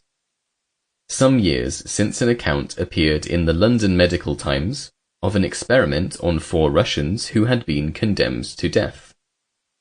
They were made, without knowing it, to sleep in beds whereon persons had died from epidemic cholera. But not one of them caught the disease. Subsequently they were told that they must sleep in the beds of cholera patients, but were put into perfectly clean and wholesome beds. Yet 3 of them now took the disease in its most malignant form, and died within 4 hours. About 200 years ago, Valentine Greatrack cured people of various diseases by stroking them with his hand. The Reverend Dr. E. Bean, writing an account from personal observation, says, "I was 3 weeks together with him at my Lord Conway's, and saw him lay his hand upon, to think, 1,000 persons, and really there is something in it more than ordinary, but I am convinced 'tis not miraculous. I have seen deafness cured by his touch, grievous sores of many months' date in a few days healed, obstructions and stoppings removed, and cancerous knots in the breast dissolved." The detailed evidence of eyewitness of high character and ability as to these extraordinary cures is overwhelming, but cannot here be given. Now, of these 2 cases, the first will be generally believed, the second disbelieved. The first is supposed to be a natural effect of imagination, and the second is generally held to be of the nature of a miracle. Yet to impute any definite physical effect to imagination is to merely state the facts, and to hide our complete ignorance of the causes or laws which govern them, and to hold that there can be no curative power in the repeated contact of a peculiarly constituted human being when the analogy of the admitted facts of mesmerism proves how powerful and curious are the effects of human beings upon each other, would seem to be a very great degree of presumption in our present almost complete ignorance of the relation of the mind to the body. But it will be objected that it is only the least important class of miracles that can possibly be explained in this manner. In many cases, dead matter is said to have been endowed with force and motion, or to have been suddenly increased immensely in weight and bulk. Things altogether non-terrestrial are said to have appeared on earth, and the orderly progress of the great phenomena of nature is affirmed to have been suddenly interrupted. Now, one characteristic of most of this class of reputed miracles is that they seem to imply the action of another power and intelligence than that of the individual to whose miraculous power they are vulgarly imputed. One of the most common and best attested of these phenomena is the movement of various solid bodies in the presence of many witnesses, without any discoverable cause. In reading the accounts of these occurrences by eyewitnesses, one little point of detail often recurs, that an object appears to be thrown, or to fall suddenly, and yet comes down gently and without noise. This curious point is to be found mentioned in old trials for witchcraft, as well as in the most modern phenomena of spiritualism, and is strikingly suggestive of the objects being carried by an invisible agent. To render such things intelligible or possible, from the point of view of modern science, we must, therefore, have recourse to the supposition that intelligent beings may exist, capable of acting on matter, though they themselves are unrecognizable directly by our senses. That intelligent beings may exist around and among us, unperceived during our whole lives, and yet capable under certain conditions of making their presence known by acting on matter, will be inconceivable to some, and will be doubted by many more. But we venture to say that no men acquainted with the latest discoveries and the highest speculations of modern science will deny its possibility. The difficulty which this conception presents will be of quite a different nature from that which obstructs our belief in the possibility of miracle, when defined as a contravention of those great natural laws which the whole tendency of modern science declares to be absolute and immutable. The existence of sentient beings unrecognizable by our senses would no more contravene these laws than the discovery of the true nature of the protozoa, those structureless, gelatinous organisms which exhibit so much of the higher phenomena of animal life without any of the differentiation of parts or specialization of organs which the necessary functions of animal life seem to require. The existence of such preterhuman intelligences, if proved, would only add another and more striking illustration than any we have yet received, of how small a portion of the great cosmos our senses give us cognizance. Even such skeptics on the subject of supernatural as Hume or Strauss would probably not deny the validity of the conception of such intelligences, or the abstract possibility of their existence. They would perhaps say, "We have no sufficient proof of the fact. The difficulty of conceiving their mode of existence is great. Most intelligent men pass their whole lives in total ignorance of any unseen intelligences. It is amongst the ignorant and superstitious alone that the belief in them prevails. As philosophers, we cannot deny the possibility you postulate, but we must have the most clear evidence and satisfactory proof before we can receive it as a fact." But it may be argued, even if such beings should exist, that they could consist only of the most diffused and subtle forms of matter. How then could they act upon ponderable bodies? How produce effects at all comparable to those which constitute so many reputed miracles?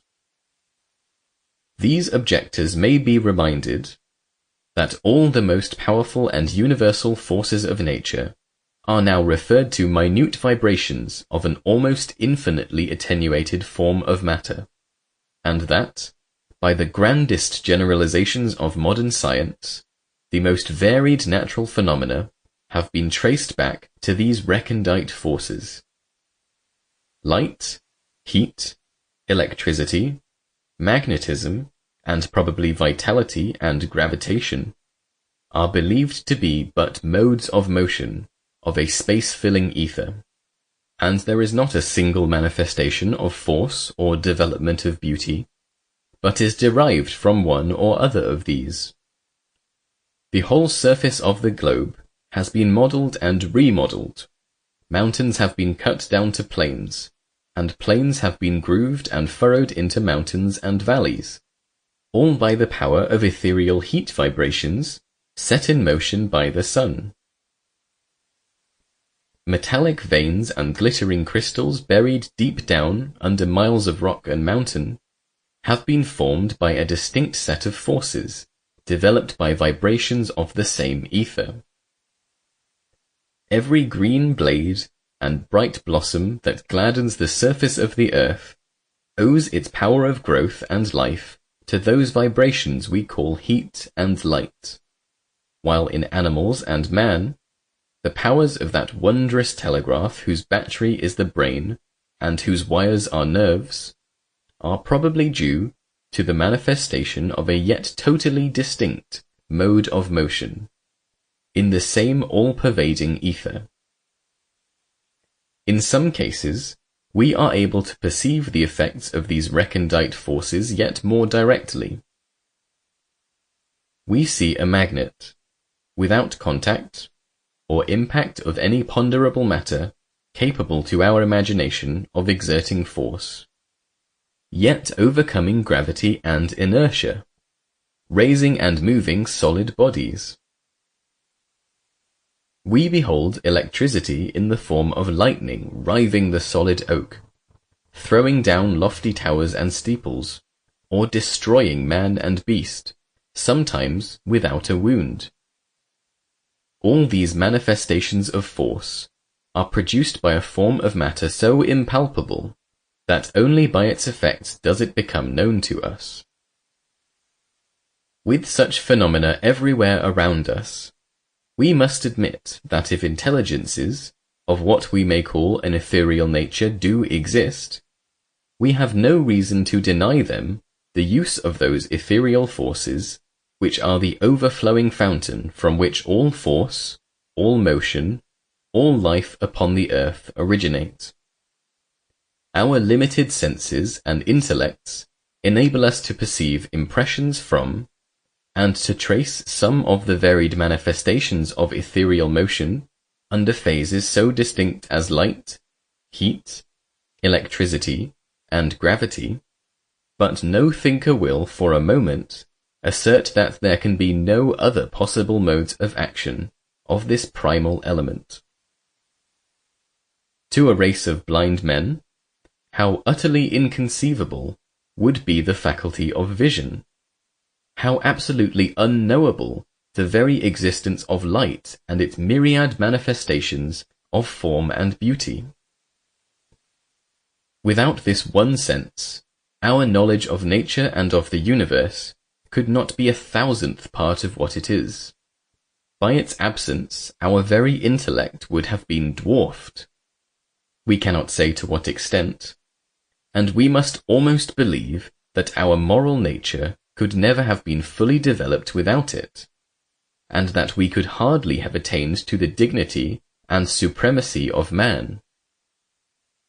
Yet it is possible, and even probable, that there may be modes of sensation as superior to all ours, as is sight to that of touch and hearing. In the next chapter, we shall consider the bearings of this view of the subject on the more recent developments of so-called supernaturalism. Modern miracles viewed as natural phenomena. One very powerful argument against miracles with men of intelligence, and especially with such as are acquainted with the full scope of the revelations of modern science, is derived from the prevalent assumption that, if real, they are direct acts of the deity. The nature of these acts is often such that no cultivated mind can for a moment impute them to an infinite and supreme being. Few, if any, reputed miracles are at all worthy of a god, and it is the man of science who is best enabled to form a proper conception of the lofty and unapproachable nature of the attributes which must pertain to the supreme power of the universe. Strange to say, however, he is in most cases illogical enough to consider the difficulties in the way of this assumption as a valid argument against the facts in question having ever occurred, instead of being merely one against the mode of interpreting them. He even carries this objection further by the equally unfounded assumption that any beings who could possibly produce the asserted phenomena must be mentally of a high order, and therefore, if the phenomena do not accord with his ideas of the dignity of superior intelligences, he simply denies the facts without examination. Yet many of these objectors admit that the mind of man is probably not annihilated at death, and that therefore countless millions of beings are constantly passing into another mode of existence, who, unless a miracle of mental transformation takes place, must be very far inferior to himself. Any argument, therefore, against the reality of phenomena having been produced by preterhuman intelligences, on account of the trivial or apparently useless nature of such phenomena, has really no logical bearing whatever upon the question. The assumption that all preterhuman intelligences are more intellectual than the average of mankind is utterly gratuitous, and as powerless to disprove facts as that of the opponents of Galileo, when they asserted that the planets could not exceed the perfect number, 7, and that therefore the satellites of Jupiter could not exist. Let us now return to the consideration of the probable nature and powers of those preterhuman intelligences, whose possible existence only it is my object at present to maintain. I have, in the first part of this paper, given reasons for supposing that there might be, and probably are, other, and perhaps infinitely varied, forms of matter and modes of ethereal motion, than those which our senses enable us to recognize. We must therefore admit that there may be, and probably are, organizations adapted to act upon and to receive impressions from them. In the infinite universe, there may be infinite possibilities of sensation, each one as distinct from all the rest as sight is from smell or hearing, and as capable of extending the sphere of the possessor's knowledge and the development of his intellect as would the sense of sight, when first added to the other senses we possess. Beings of an ethereal order, if such exist, would probably possess some sense or senses of the nature above indicated, giving them increased insight into the constitution of the universe, and proportionally increased intelligence to guide and direct for special ends those new modes of ethereal motion, with which they would, in that case, be able to deal. Their every faculty might be proportionate to the modes of action of the ether. They might have a power of motion as rapid as that of light or the electric current. They might have a power of vision as acute as that of our most powerful telescopes and microscopes. They might have a sense somewhat analogous to the powers of the last triumph of science, the spectroscope, and by it be enabled to perceive instantaneously the intimate constitution of matter under every form, whether in organized beings or in stars and nebulae. Such existences, possessed of such, to us, inconceivable powers, would not be supernatural, except in a very limited and incorrect sense of the term. And if those powers were exerted in a manner to be perceived by us, the result would not be a miracle, in the sense in which the term is used by Hume or Tyndall. There would be no violation of a law of nature. There would be no invasion of the law of conservation of energy. Neither matter nor force would be created or annihilated, even though it might appear so to us. In an infinite universe, the great reservoir of matter and force must be infinite, and the fact that an ethereal being should be able to exert force, drawn perhaps from the boundless ether, perhaps from the vital energies of human beings, and make its effects visible to us as an apparent creation, would be no more a miracle than is the perpetual raising of millions of tons of water from the ocean, or the perpetual exertion of animal force upon the earth, both of which we have only recently traced immediately to the sun, and perhaps remotely to other and varied sources lost in the immensity of the universe. All would be still natural. The great laws of nature would still maintain their inviolable supremacy. We should simply have to confess with a modern man of science that our five senses are but clumsy instruments to investigate the imponderables, and might see a new and deeper meaning in the oft-quoted but little-heeded words of the great poet, when he reminded us that there are more things in heaven and earth than are dreamt of in our philosophy. It would appear, then, if nay argument has any weight, that there is nothing self-contradictory, nothing absolutely inconceivable, in the idea of intelligences uncognizable directly by our senses, yet capable of acting more or less powerfully on matter. There is only to some minds a high improbability arising from the supposed absence of all proof that there are such beings. Let direct proof be forthcoming, and there seems no reason why the most skeptical philosopher should refuse to accept it. It would simply be a matter to be investigated and tested like any other question of science. The evidence would have to be collected and examined. The results of the inquiries of different observers would have to be compared. The previous character of the observers for knowledge, accuracy, and honesty would have to be weighed, and some, at least, of the facts relied on would have to be re-observed. In this matter only could all sources of error be eliminated, and a doctrine of such overwhelming importance be established as truth. I propose now to inquire whether such proof has been given, and whether the evidence is attainable by any one who may wish to investigate the subject in the only matter by which the truth can be reached, by direct observation and experiment.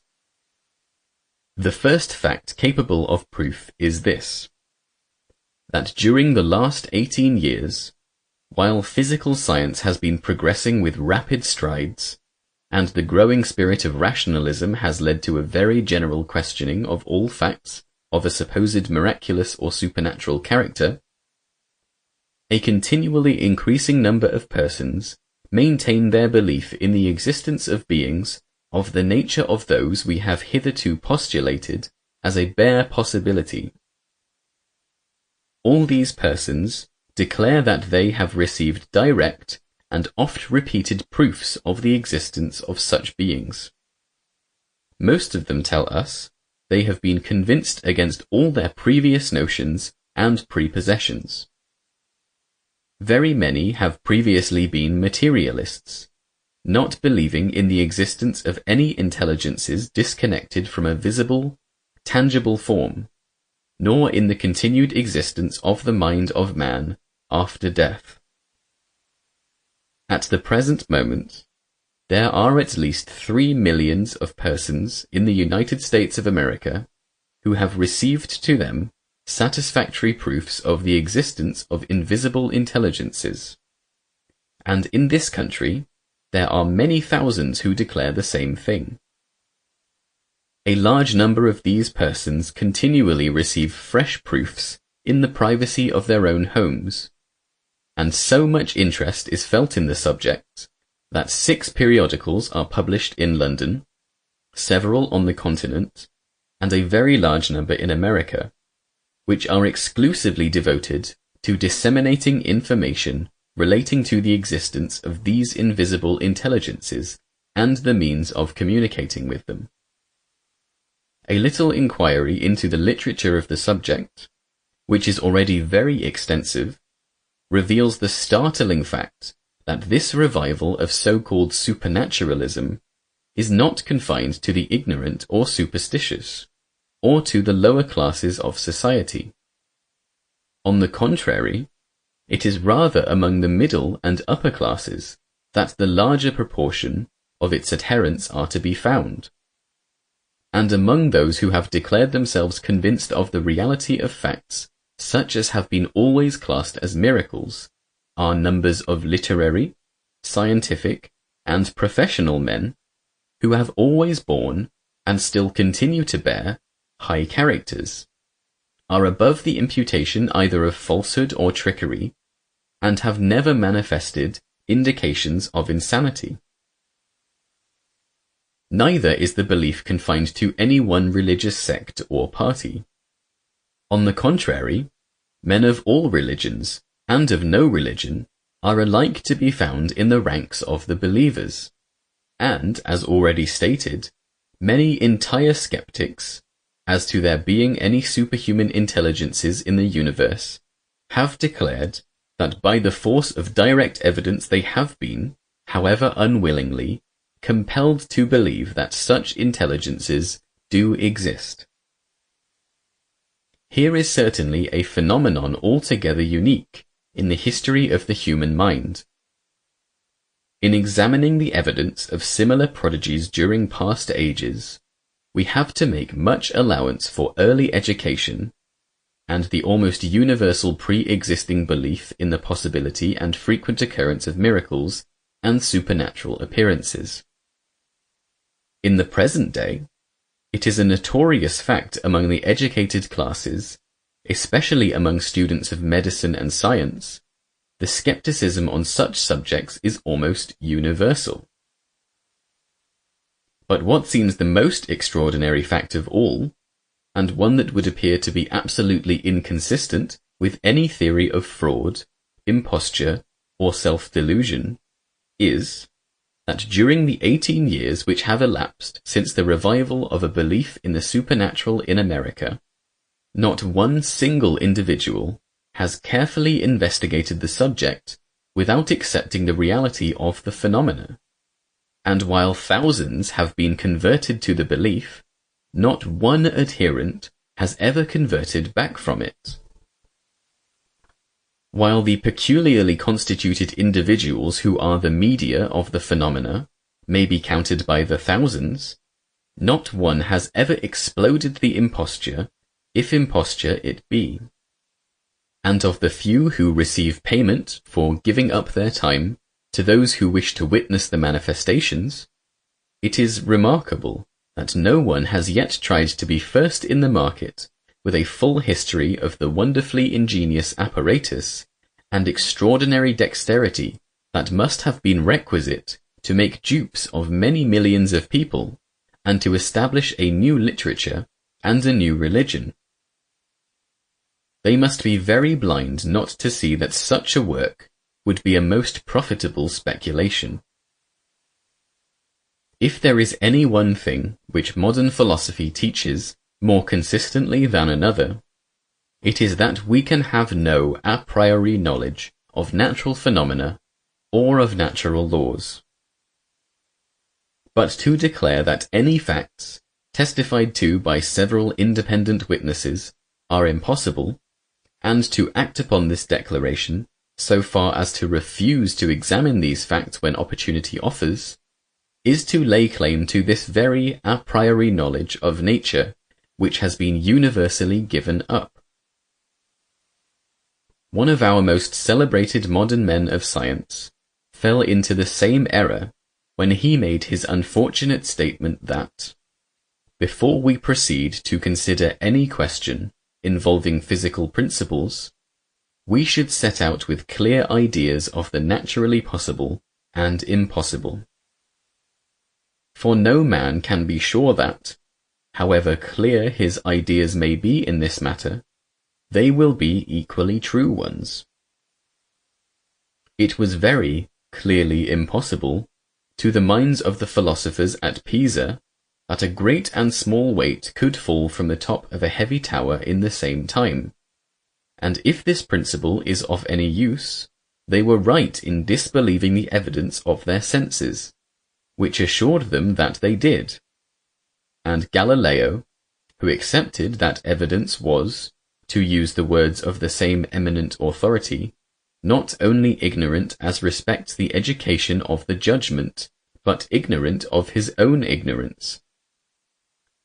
Men who repeatedly, and under conditions which render doubt impossible to them, witness plain facts that their scientific teachers declare cannot be real, but yet decline to disprove by the only means possible, that of a full and impartial examination, may be excused for thinking that theirs is a parallel case to that of Galileo and his opponents.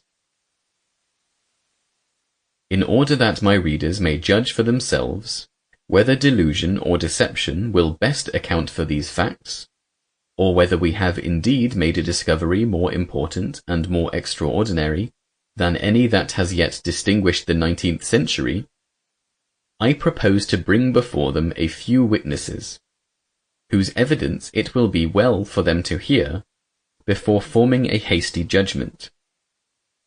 I shall call chiefly persons connected with science, art, or literature, and whose intelligence and truthfulness in narrating their own observations are above suspicion, and I would particularly insist that no objections of a general kind can have any way against the direct evidence to special facts, many of which are of such a nature that there is absolutely no choice between believing that they did occur or imputing to all who declare they witnessed them willful and purposeless falsehood.